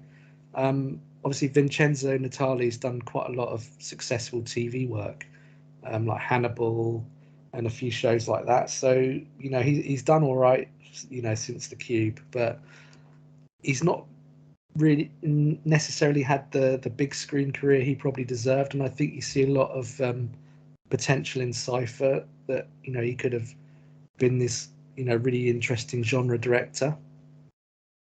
Yeah, I wonder, just looking at the timings for his movies, so you've got Cube, right? Like you said, he kind of breaks out with that one in 97, and then Cypher comes out in 02. And kind of like what we were talking about in the previous segment, that's when the film industry is starting to change in 02, that, blockbusters are becoming bigger, and movies like this that, you might have seen getting a bigger theatrical release maybe in, the early to mid 90s, now after 2002, I don't know when his, he would have come with his next movie, but let's say he comes, I think his next movie after that was like, getting Gilliam, or he had a part in Paris Jetem. But, like when he's starting to come with the next movies, now the industry's changing, and they're not necessarily looking for those movies. They're looking for more big tent projects and something like this that might have a smaller audience. It's kind of too bad, but I think maybe that's part of what happened to him. Yeah, I think it was difficult because Cube was this kind of big success on, a limited theatrical run and big success on video, partly on the reputation of being such a low budget film that was really kind of imaginative. And obviously this one came sort of 5 years after. And even then, I think they must have had some distribution issues, because I think it had a premiere in the US probably just in terms of like festivals, or maybe a very, very short window on a few screens here and there. But it didn't really get its DVD premiere until 2005. So that probably contributed to him not being able to build up momentum. Yeah, and this was another, this is a Miramax film, and so again, it had that sort of like that indie Yeah. backing, that yeah, like I mean, I agree with that too. It's like, at that time, the DVD set, like the video stores were still kind of a big thing. I mean, yes, at that point, Blockbuster was kind of buying out all the mom and pops here in the U.S., but still, people were going to Blockbuster, and if they could find something like this in between the new movie that had like 20 copies that they were completely out of, they were going to definitely, there was more of a market for that kind of thing. And like you said, if it's 3 years later, all the buzz is gone from it, because I had never even heard of this movie. I didn't even know that it exists. I mean, the Cube I had heard of, but I hadn't heard of Cypher before I saw this, and I watched it and I was like, wow, this is really great. And I looked on the IMDb page, and it had 81 critic reviews. And so, I'm assuming most of those were from at the time that it came out. But it was interesting that, you had like Lucy Liu in a film like this, where, I mean, it's not like she was, at that point, I mean, I think she was closing in on those, what was it? Uh, Charlie's Angels movies. So she was still kind of a big draw at that time. I know, maybe, I mean, she was still kind of big enough that you'd want to see her in a big budget film. So it's not like she wasn't, I don't know. I mean, I guess she was never kind of the big star, right? She was always more of like a supporting, but big enough of a role that if you see her name on something, you'd be interested in it. So, yeah, I wonder if that was part of it. And so part of it too is that, with Hollywood, and with the major distribution companies, when it comes to selling a movie, might be a harder one to sell, because it is hard to kind of figure out where you box it, or where you fit it into. Yeah, definitely. I mean, I think, Lucy Liu was between Charlie's Angels films, so they'd had the first, and it was just prior to the second. I know that, Miramax have obviously got previous with kind of burying films slightly. I don't know why it didn't really take off in the US. UK, it actually did quite well. I think it got, a little bit of buzz and word of mouth. It played on Film 4, which is like a sort of a movie channel in the UK, on the TV. And again, yeah, it got quite good reviews over here. And obviously Jeremy Northam as well. He's a British actor. He was quite well known at the time. So yeah, it probably did quite well in the UK and parts of Europe. But it's just one of those things. If you can't really have a big impact in the US market, it's difficult to really, get a big legacy, really.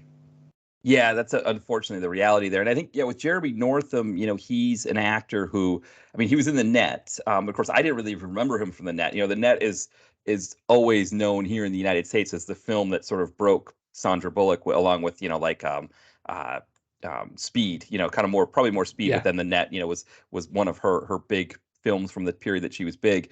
And then the other films that he would have been known for, the one that I remembered him in was The Golden Bowl, where he was the prince in that film. Of course, that's one of my favorite novels, that Henry James novel, The Golden Bowl.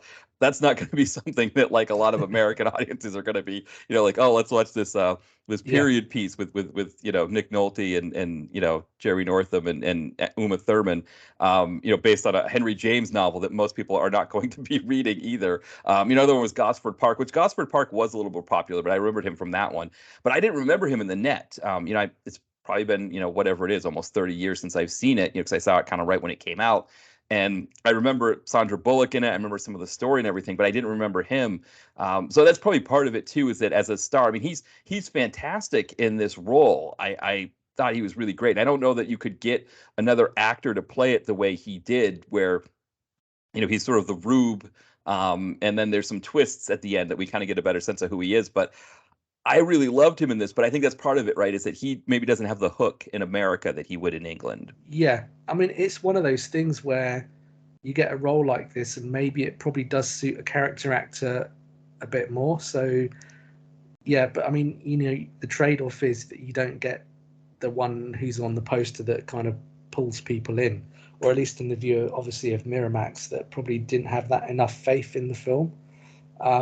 But yeah, I mean, he's really good in it. I think it's that kind of change in his character as he gets more and more into this kind of espionage thing, where you see him go from this kind of mild-mannered um, character into someone who's really kind of enjoying the espionage, and when it starts to become a little bit more dangerous as well, he kind of gets into it even more.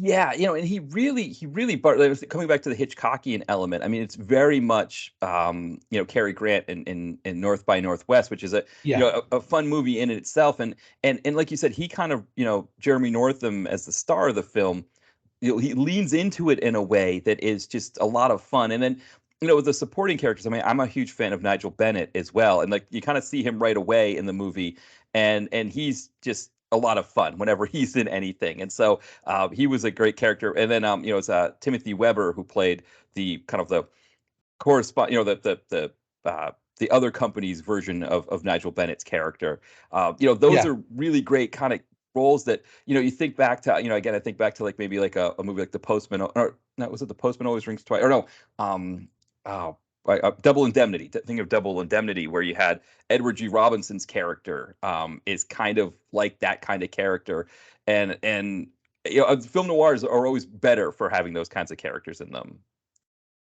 yeah, definitely. I think that's a big part of it, is that you've got these kind of some characters that are a little bit duplicitous, and then you've got slightly quirkier characters as well, like David Hewlett, who plays the kind of guy um, working underground in this kind of uh, big database, and he's like a very quirky character, the kind classic character that you might meet in a dark alley in a Hitchcock film, basically. Yeah, he was a great one. And his interplay with Jeremy Northam's character was really fantastic too, because like you said, sort of that character in the back alley in a Hitchcock film, something's going to happen between those two, right? That it Yeah, can't just, and it's just a matter of when it happens. And it's kind of like, the way Hitchcock would build those kinds of scenes up. This film does a great job of doing it, but it does it in this way that, kind of as this sort of, this sort of modern technology element to it, this sort of Philip K. Dick element, which, again, when you think of Philip K. Dick, I mean, he has a noirish element to his stories too. You think of like Blade Runner and do yeah, Android's Dream of Electric Sheep, and this really marries those elements so well. And I think it's great too when you see the cast, when you see like the cast members kind of playing into it as well. yeah, definitely. I mean, it wears all those kind of those influences on its sleeve, really. I think it's just a really engaging film that it kind of starts one way, then it kind of twists in another, takes you into kind of unexpected directions, without ever getting, too overboard. Yeah, and the other thing too is, I mean, the running time, and of course, I'm somebody who's like obsessed with running time. So, since this was only an hour and 35 minutes, but I think that's a piece that sometimes happens with modern films is that there's almost a sense that like you can't make a good movie in an hour and 35 minutes. But I think, this is exactly the length that it should be. And it Yeah. it doesn't have any real dead time, but it also it's not like action every moment. It's not like big, moments happening all the time. There's a lot of, great stuff happening where it's just Jeremy Northam, opening up a briefcase and looking at things and us trying to figure out what's going on. It there isn't any wasted space. And I think that's another thing that I think movies can learn from that. Like, I don't know why there's this push to like, okay, I'm making a Fast and Furious movie. It's gotta be, over 2 hours. It's gotta be, 2 hours and 20 minutes or whatever, a Marvel movie. There is a way to make a movie in a 90 to 100-minute time frame and have it be a complete story that has everything we want in it and keeps us riveted. So it's one thing that I think the film industry's gotten away from. That I know indie filmmakers tend to be more in this realm of this time frame. And I that's another piece of this that I really liked, is that it's a compact story, but it still has a lot in it.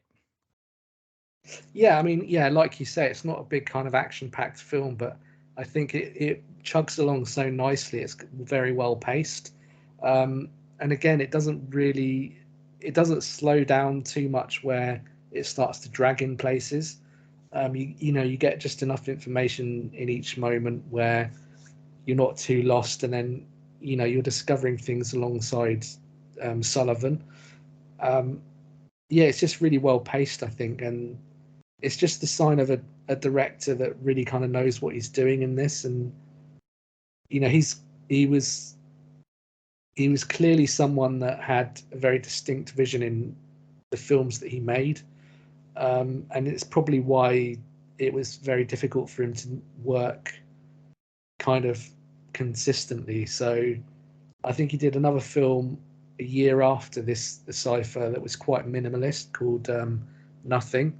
And that's kind of like this kind of quirky, farcical comedy where I think these two guys. So David Hewlett appears again, so he's like a bit of a regular with Vincenzo Natali. So that was quite, that was a good film as well. These two guys that wake up in the middle of nowhere where there's literally nothing outside their house. Yeah, so he likes these kind of high concept ideas. So I imagine it can be quite difficult to get things off the ground. Yeah, and I think it's like you said, like with this movie, it's like, excuse me, is like, how would you sell this in a modern, space? Like, what would be the hook to get people to want to see it? And even probably in 2002 when it came out, like, you know, um, I'm looking at the cover that they have on IMDb, and it's like it says, if Matrix Reloaded left you wanting a seriously clever mind melt, then Cypher is the film you've been waiting for. One of the year's smartest thrillers. I mean, this movie has absolutely nothing to do with the Matrix. There's nothing Matrixy about it, but like the Yeah, cover, because one of the things in the film is that the main character, in order to get his job, he has to have his brain scanned, to show that essentially it's a lie detector, but it scans his brain, and it shows him on the cover getting this brain scan as like kind of like an integral part of the film, which it is an integral part of the film, but it's not. It makes it look like it's like the Matrix where he's getting plugged in or something like that. When there's yeah. nothing like that happening in this film. No, I guess they probably decided to pick the element that they thought would be the most sort of sellable, to tap into the sci-fi element. And again, it was coming around the time of things like The Matrix Reloaded, Revolutions, and a few other kind of sci-fi things. There was a few Philip K. Dick remakes around that era as well, um, remakes and adaptations. So yeah, they were probably leaning more towards that rather than maybe leaning more towards playing on the nostalgia of like old 40s and 50s thrillers. Yeah, and the other thing too is that the writer of the film, Brian King, he did a movie that I reviewed for the site called Night Train. So he actually wrote and directed Night Train. And so I can't remember. I think for me, that one for me got a little bit more on the tedious side at certain points, but it still kind of was another kind of film noir film. He kind of works in that noir space, but one of the things I liked about what he did in the film, and it's interesting because again, this movie it didn't play well in America, but some of the pieces like the cities that they go to are it's something that as an American who grows up understanding what these cities are, Boise, Buffalo, Omaha, Wichita, these are all like kind of smaller cities that are known for being, I don't want to say like, I don't want to say backwaters. That's not the right term, but like they're kind of known for being cities that are not where there's not a lot happening. That like you kind of put them together as like, okay, the traveling salesman who goes to those cities, right? They're not, it kind of plays in that space, I guess, of sort of the everyman, going to, their traveling salesman job or whatever, and it's like kind of a mundane piece of it. And I don't know, I really like the way they do that. And then as the movie goes on and his character is getting better, um, assignments, and then it's like Provo, Utah, which is a really beautiful mountain city in Utah, or Nantucket, which is a beautiful island off the coast of Massachusetts, that a really affluent area. And they kind of play with some of those spaces that like it's becoming a little less mundane for him, right, as it moves on.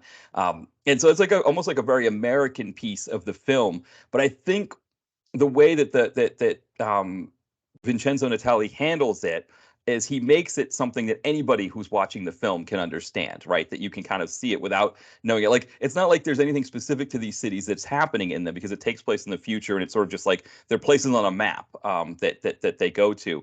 So I really liked sort of that interplay of sort of like, sort of traditional American, sort of traveling salesman, business person, element of it that they added in, but he did, Natali does it in a way that anybody can really pick up on it.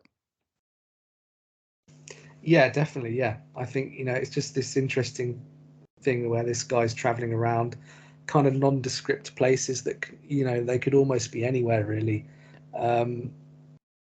and yeah, I just like the way it develops from that kind of aspect and before it turns into something even darker when it has the first kind of twists in the film. Yeah, and I think classic film noir, right? That we get Lucy Liu as sort of the film noir femme fatale, who's the one who introduces our character to this, right? And Yeah, again, Natali and Brian King as the writer, they play on this idea of the film noir femme fatale, right? That you think of authors like Dashiell Hammett, that they would bring these characters into the movie, into the story, and you never knew what they were going to do, right? Think of like Lauren Bacall and with Bogey, or those kinds of things. And she plays that part really well, but the interplay between her and Jeremy Northam's character, where it's like, he's living this life, this sort of mundane suburban life, and suddenly he sees this woman who's he thinks like, okay, as this corporate spy, I can be, they tell him he can be whoever he wants, and he's like, okay, I'm gonna take chances here and do these things. And there's that sense of like, okay, there's a sense of danger with Lucy Liu's character, and a sense of like, we don't know like what side of the fence that she's playing on, and we don't know necessarily if Northam can trust her, but there's so much history and sort of I say like a tradition in a character like that.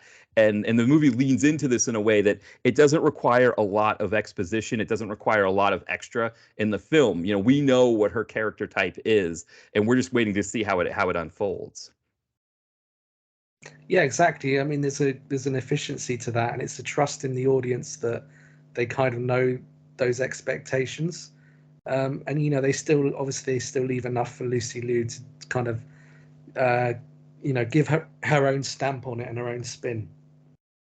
Yeah, and I think too for Lucy Liu, and I don't know this for a fact, but I think at that time a lot of actors like her, there was a mindset of like the Charlie's Angels is what pays the bills, and then movies like this are the ones that I can kind of really like ply my craft as an actor. And it's not like they weren't acting at all in Charlie's Angels, but I think Nicolas Cage was one who really kind of went in for that, where he was like, just like, I'm going to do my Leaving Las Vegas, get my Oscar, and then everything else will pay for my island and my dinosaur bones and whatever. But I think that's kind of that was like that seemed to have been an approach back then that like and so I think we got more stars in movies like this than nowadays. I think it's harder. I don't know, maybe there's still a similar mindset nowadays where it's like, I'm going to do the Marvel movie, get my tens of millions of dollars for that, and then I can do the indie project that can't afford to pay me anything, but I can be an actor in that role.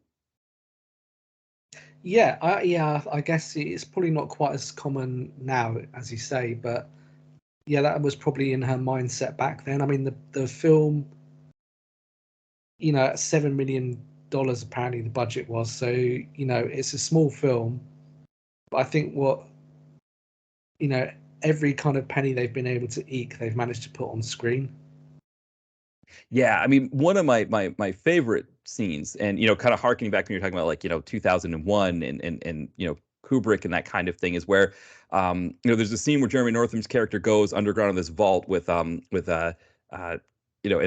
to sort of get information from one of the companies, and that's where he encounters the David Hewlett character, and we get to see this sort of like this almost endless drop down this tube where they take the elevator to go down there, and there's something about that was just again on a $7.5 million budget, the way that they make that look, however he's able to accomplish that, because I obviously wasn't building something that went 300 feet or whatever it was, however, I think it was like 300 stories is what they were trying to show on the thing, so it was like way down underground. Obviously he didn't do that in real life, but the way he created that effect, I think nowadays that would be completely modeled on computers, and our eyes are so tuned to noticing CGI effects that it wouldn't have looked as good as it did in this film. No, I think they kept the shot relatively simple, and also when you've got limitless access to sort of CGI, there's a tendency to have too much kind of like movement in obviously a non-existent camera, but they make things almost too elaborate and go on for too long, whereas sometimes less is more. Yeah, and that's kind of the key with film noir, right? Is that film noir, less is more, and that's what makes I think that's what makes film noir and sci-fi, that mix together. It can be difficult for a filmmaker because there is that sense of like, where do I draw the line? Because sci-fi is always expecting more. Or I shouldn't say always, because it isn't always. When you think of some sci-fi films like Clockwork Orange, where it wasn't more. It was just it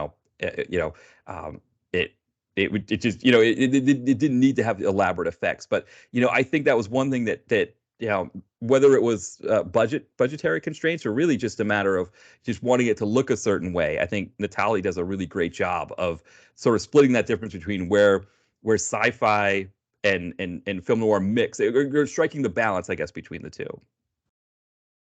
Yeah, for sure. And I think there was definitely an efficiency to what they did, and some good location scouting as well, because you get an interesting enough location, light it in a certain way so it doesn't look too recognizable. I mean, it was the same with Blade Runner with the famous building. Can't remember which one it was called actually, but the interiors for Harrison for the apartment that Roy Batty kind of takes over, where they redress that famous hotel. Oh yes. You get the right locations, and the opening shots in this one are in this like big open kind of lobby, very futuristic looking building. So it's not like they've gone and built sets or put in a CGI backdrop. They've just used some good location and lit the film a certain way. Yeah, and I think that's a huge part of it, right? Is that like for example, when he's going to these conferences, that again, and even like the map, even because they use a map effect to kind of show him going from one place to another, and even the way that Natali does that, right? Because you just think of so many movies that have like a big map of the United States, and there's an arrow that kind of goes from one place to another. It's like, oh, they're flying there, Yeah. whatever. He does it in a very stylish way that I appreciate it. But even those events, he has a way of making them as mundane as possible, but yet they're shot in this way that, like you said, the way that the scenes are lit and the sets and all of it that he puts together. Like even when he's walking around the convention floor and there's companies have their booths and everything, the way he sets all of that up looks so nice that it's mundane enough that we get that Jeremy Northam is in a mundane situation, but yet it's stylish enough that for us as a movie watcher, it's pleasing to the eye. Yeah, exactly. Yes. I mean, it's just it's the skill of kind of knowing what you're doing and being kind of assured. And obviously, he's clearly a director with a big passion for sci-fi, so he knows. Maybe I guess from watching countless films, he knows what he's doing. Yeah, and I think Kubrick is probably maybe the best example, because I think like we think of like Hitchcock, his movies are the noirish thrillers that he does, they're kind of more in the tradition of what we would see in the 40s, that the Bogey film or The Third Man or something like that. Whereas Kubrick, when you think of like Clockwork Orange or 2001, where he kind of marries the elements in a way that that has that more sci-fi tinge to it. Natali does, I think, a really great job of borrowing on that tradition, but not in a way that just seems like I'm just remaking, 2001, or I'm remaking Clockwork Orange. Like it's still something that's unique on its own. Yeah, definitely. I think it's he's managed to do something really kind of interesting and unique in it, really, that has all these elements from the kind of films that you recognize, just doing his own thing. Um, yeah, it's, as I say, it's why I was always surprised that his career never took off slightly more. Yeah, and looking at his recent work, it's almost all TV episodes. But looking at the shows that he's doing, these are definitely. I mean, one of the things that happens right in the 2000s is there's a shift where TV goes from being the big tent um, media to being the one that the niche markets are, where the chances are being taken, right? That you get, Yeah, HBO comes around that time where you get Sopranos, you get Oz, The Wire, and then of course companies like AMC follow suit with with Mad Men and Breaking Bad and those shows. And whereas like movies are changing, right? Where they're like, oh, we're going to put out the blockbuster. Here's the new Spider-Man movie that everybody's going to want to see, and or Dark Knight, those kinds of movies where they take some chances, but they're really about getting as many people to want to see the movie as possible. And I wonder, for him as a director, he was definitely not a big tent director, and so maybe he's found his niche in TV because he can maybe have the freedom to direct the way he wants to on some of these projects, some of these TV series that he's doing, and do what he wants to do. Whereas, I'm sure, I mean, I have to think maybe he's pitched projects and companies are like, yeah, I don't see where the market is for this, or I don't know where we would, if we give you $10 million to make this, I don't know if we'd get it back. yeah, exactly. And it's also this kind of budget level where the kind of he wouldn't be able to do things too cheaply, I don't think. And also, if say this is 7.5 million, so in today's money that might be double that. So there's not many films that get shot for sort of 15-20 million dollars. Yeah, I guess he probably does have more creative freedom working in TV, and doing the kind of things that obviously he's attracted to. I know there was one point where he was looking to do an adaptation of High Rise, I think it was. High Rise or The Man in the High Castle, I think he was going to do a movie adaptation of. So, two sci-fi sort of ideas that have since been made by other people. So, yeah, I think, he's had these things in mind, but they've obviously not come to fruition. Yeah, and I guess that's the problem, right? Is like, yeah, if you want to adapt Man in the High Castle, and then suddenly Amazon comes along and makes a series of it, you can't make a movie of it anymore, right? That's Yeah. it. It's already been taken from you, and it's already been made the way that everybody's going to expect it. And if you make a movie version of it, it's hard to get it out there.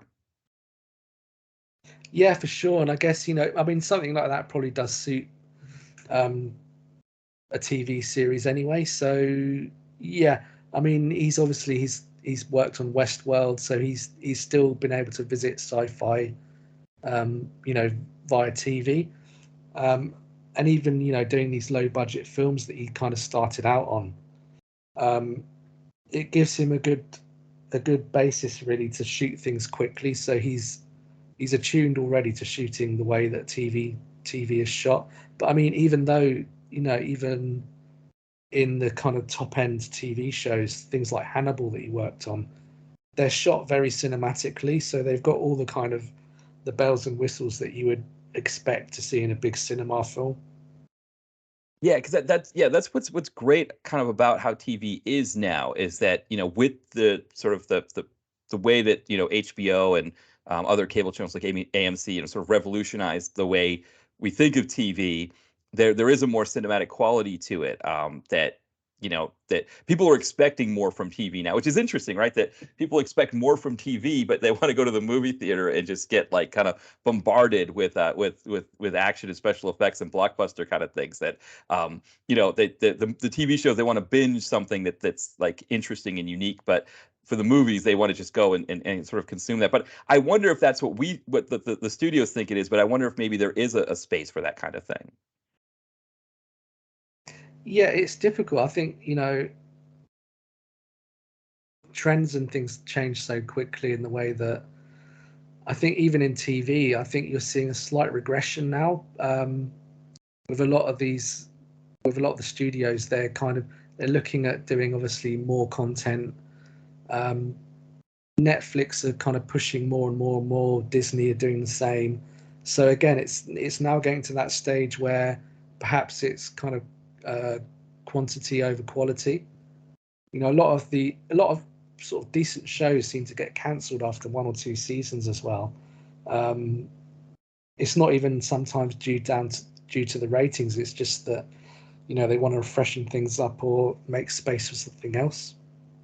Yeah, because that's a big thing with Netflix, right? Netflix is Yeah, almost like a three and done kind of rule, which is, it's fascinating because TV in America. And I don't know if it was the same thing in the UK, but in America for the longest time it was about getting a TV series, I think, to 10 seasons so it can be pushed to rerun syndication. And so you'd see a lot of shows where it was like those later seasons, you're just like, what is happening? Like they should have ended a while ago. And of course, that's where, and yeah, a lot of times they'd add a kid to the show, or they do all kinds of different things to try to freshen it up and just to try to get it over that goal line.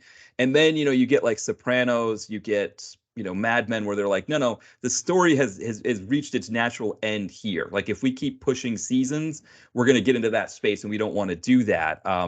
And I think Sopranos, symbolically, I don't know if they did this on purpose, but I remember there's a piece towards the end where AJ is working construction for his father because he's kind of been not doing well in school and all those kinds of things, and he meets a woman of Dominican descent who has a child, and he's like trying to care for the child and all that stuff, and she ends up dumping him.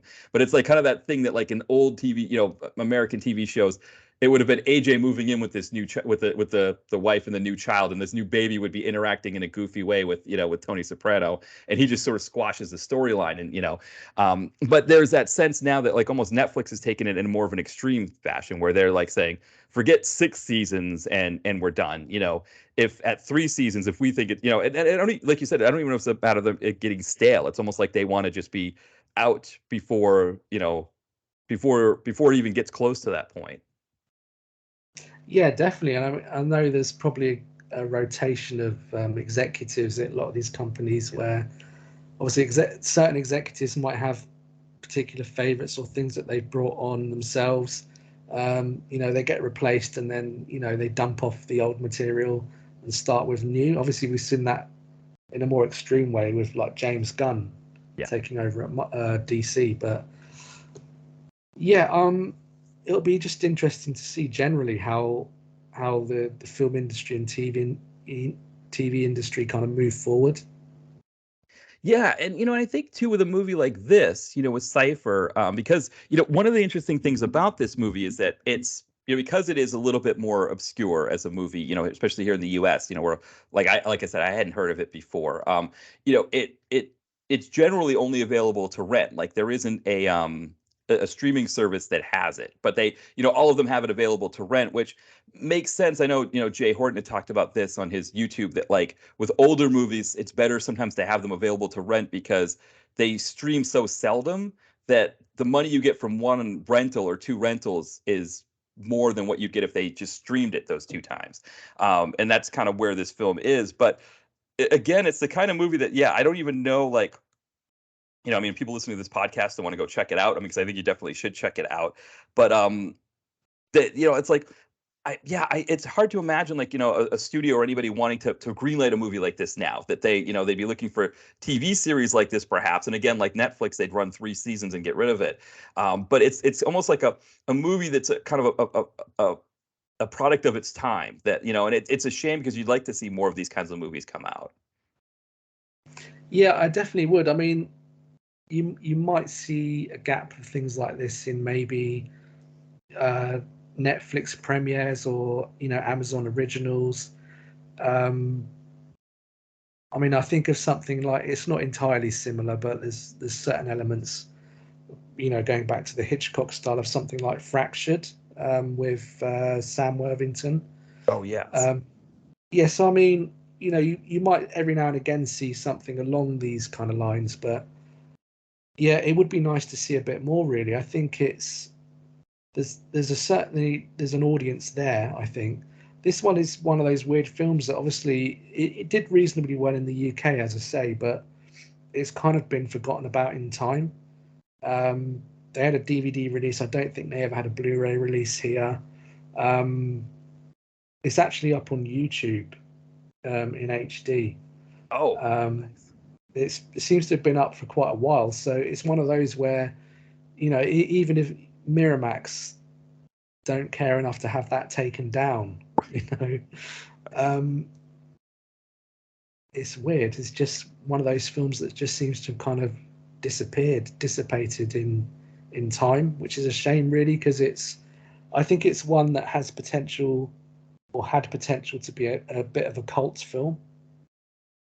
Yeah, it definitely has that feel to it, and I think it's the kind of thing that I think people that look for sort of noirish, it's hard because I don't want to say like it's in the tradition of Blade Runner or something like that because it's only in that tradition so much as it marries noir and sci-fi together. Yeah. But it is a really great film, and it is really. I mean, again, you get a performance by Jeremy Northam where he really plays this part so well, where he kind of. I don't, it's hard to imagine because again, thinking about how a movie's shot, in the movie, right, it makes sense the way his character progresses or evolves throughout the film, right, because it's all happening in sequence. But him as an actor sort of going into these different scenes that he's doing, because he's the only part that has to do this. None of the other parts in the film really transition. I mean, I guess Lucy Liu's does somewhat as she's interacting with Northam, but nobody else has to transition the way he does. And the way he's able to kind of however these scenes were shot, kind of go into it and they're like, okay, this is where Morgan Sullivan is now. This is who he is now, and I've got to be who he is now. I don't know that a lot of actors could pull this off the way he does. No, I don't think so. I mean, he does it very skillfully because it's not just in terms of the way he kind of projects himself, but he's got these differing mannerisms that kind of develop depending on where he is in the film, at what stage he is. He gains this this confidence the more he kind of takes on this role as a spy as well. It's just interesting to see. I mean, I guess it's like it's almost like Christopher Reeve when he used to play Superman and then he'd flip it to play Clark Kent with that kind of skill. Yeah, that's a really great point because that's that's one of the things I think that's been difficult about some of the other adaptations of Superman, like Henry Cavill's Superman. It's almost like he's only like he wasn't able to really pull the Clark Kent part off. That I'm trying to think who else has played that part, but it's like, yeah, like Christopher Reeves, for being kind of this larger than life actor that he was, he knew how to do the Clark Kent part really well. And it's like, I think, when we think of like Henry Cavill's Superman, a lot of times he's only Superman in some of the later films, right? Like in the Justice League and stuff like that. Like there's not like a Clark Kent piece. He's just always Superman in those, or the one where he fights Batman with Ben Affleck as Batman. He's only Superman in those movies, so there isn't the juxtaposition there. But yeah, that's a good point. I never really considered that before, because that is kind of what Jeremy Northam's character is doing. Is that he's having to kind of be Clark Kent, who's like sort of almost turning into Superman or finding the Superman part of it, but there's still those elements of the Clark Kent in him. And I never even considered that juxtaposition, because his character wears glasses and then he takes them off. That's like when he goes to meet Lucy Liu, he takes his glasses off to go talk to her. That there is almost that transformation there. Yeah, I mean, there's an interesting scene there where he sort of takes off his glasses and he takes a sip of his whiskey, and he almost becomes suddenly more confident, and then she kind of pulls the rug out from underneath him and sort of puts him back down to earth, and he slips his glasses back on. It's just like nice little character moments like that probably come from a combination of the script, director, and the actors. Yeah, it is. It's an amazing marriage of those things. And again, like, I mean, Jeremy Northam, again, he's an actor that, he's not as well known here in the US. I mean, it's funny. I always, whenever I hear his name, because, he kind of came out of that 90s indie realm as well, I confuse him with Jeremy Davies, who's completely different actor, American actor. But like the names, I guess for some, or if I hear Jeremy Northam, my initial thought is I'm thinking of Jeremy Davies, who is not the same actor. And it's like, and then I look at him like, oh no, right, Jeremy Northam, I remember him, from the stuff that I'd seen him do. But he's the kind of actor that, like, yeah, he's going to be able to do these kinds of roles. But yeah, he's not known enough, especially in the US, that, like, he'd be put on the tin and like, okay, we'll sell the movie with him. And then again, that's kind of what happens with Cypher, right? When you look at all the covers for Cypher, it's not like Jeremy Northam is the cover. It's, some, his character, I guess, like being hooked up to like electrodes and things like that. Yeah, definitely. I think it's a strange one, really. I think even in the UK, he's kind of disappeared off the map a little bit in the last sort of 10, 20 years. Whereas around about that time, the sort of late 90s into the early kind of noughties, he was kind of really launching himself and making a name for himself on films and TV. Yeah, because just sort of looking at that, I mean, Gosford Park is the one that I really remember from that time, because that was one of those ones that, and it actually, I mean, I guess it came out, when did it come out? Like a little bit before this. I'm trying to think. It came out 2001, I think. Right. Okay. Yeah. So yeah, I mean, I remember that one. There was a sort of a period of time in American, movies where it was like, there was sort of the 90s indie thing was sort of fading a little bit, but there's almost like a last gasp of movies where it was like, Gosford Park was one, The Secretary, I'm trying to think of some others from that time. But there was like a few that were kind of going around at that time. And this kind of fits. It's interesting because Cypher doesn't quite fit in with that realm of indie flick, because trying to think how, because it is more sci-fi and noirish based, whereas like what was happening with indie stuff at that time was like, again, at Gosford Park, it was a little bit more, I don't know, I don't want to say whimsical, because it wasn't whimsical, but it was like, it was a period piece, in shot in England, or The Secretary was something more offbeat. I think it was kind of maybe more of what it was, whereas a movie like Cypher, I try to think, back into like the mid 90s where there was a whole period of neo-noir. There was just a ton of really great neo-noir films out there. And some of them had this sci-fi bent to them. But this one's a little bit later on that period. And it kind of, I guess I can kind of see where it wouldn't have had the hook that the indie films of that early 2000s period did, for somebody like, say, like going to like the bookstore looking for a movie, where they would have found this kind of thing. Yeah, it's difficult to kind of find the market. I mean, even around that time, sci-fi, something like Donnie Darko did well because it's just inherently more quirky and kind of stands out as a bit more of a cult sort of film.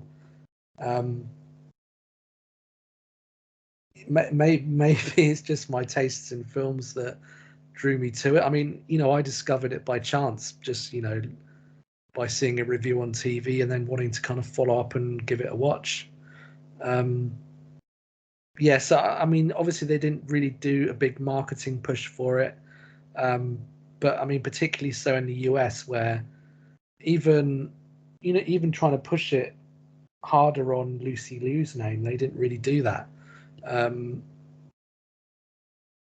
It's a strange one where they've got something here with potential to find an audience, but they've not really, pushed it out there enough to kind of find it. Yeah, it's one of those ones that got lost in the shuffle, I guess. But I mean, it's great now that that we're discussing it. I guess maybe as we're wrapping up here, anything else about this film that we didn't mention that you wanted to bring up? No, I think it's just one of those where it's if you like kind of neo noirs, if you like old school kind of Hitchcock films and sci-fi literature, I think it's one that people will enjoy. Yeah, I totally agree. I think, for the noirish fans out there, this is a really fun one. And I think it's worth the rental fee for people to check it out here in the States. I think this is a really great one. And thank you for mentioning this one. I think it was really great to watch this and discuss this one. So, I was really happy to check it out. So as we're wrapping up here, Tom, anything that you wanted to plug? We're going to launch it, I think in a couple of weeks. We start shooting Baby in the Basket. So, we're looking forward to that. And then just if people want to keep their eyes peeled, we'll have a few photos and set videos and things like that coming soon. And then obviously that'll be ahead of the Indiegogo that launches at the end of the month. I've also got probably sometime this year, Cinderella's Revenge should be coming out. So I would imagine that will come around about Halloween sometime. Excellent. Now where is that something that would be on streaming sites? I'm not entirely sure yet in terms of the release. It might get limited theatrical in the US, but otherwise it'll be the usual suspects like Amazon and all the rest. Excellent. Well, we'll keep an eye out for that one as well. And of course, on my social media, I'll definitely have links for things like that too as they come out. But thank you again for coming on, Tom. This was a really great movie and a really great conversation as always. So thank you for coming by, and it was a lot of fun. Thanks, Matt. I'll just add one more thing though. I just forgot about this one. When Darkness Falls is out October 2nd in the UK. So UK listeners can finally catch up on that one as well. Oh, excellent. Yeah, and I think for UK listeners, you're going to really enjoy that one. I really love that movie. So, that's exciting news that you'll finally be like, because it was like almost a year ago, right, that we talked about it coming out here in the States. It was, yeah. I mean, I think I probably mentioned it at some point before, but even for UK filmmakers, the UK tends to be the most difficult market to sell. Yeah, well, that's great. That's great news. That's coming out then there for UK, because I think people in the UK, you're really going to enjoy that one. So that's really great. Well, thank you again for coming on, Tom. It was a great conversation, and thank you everybody for listening. And we'll be back soon. Bye, everyone.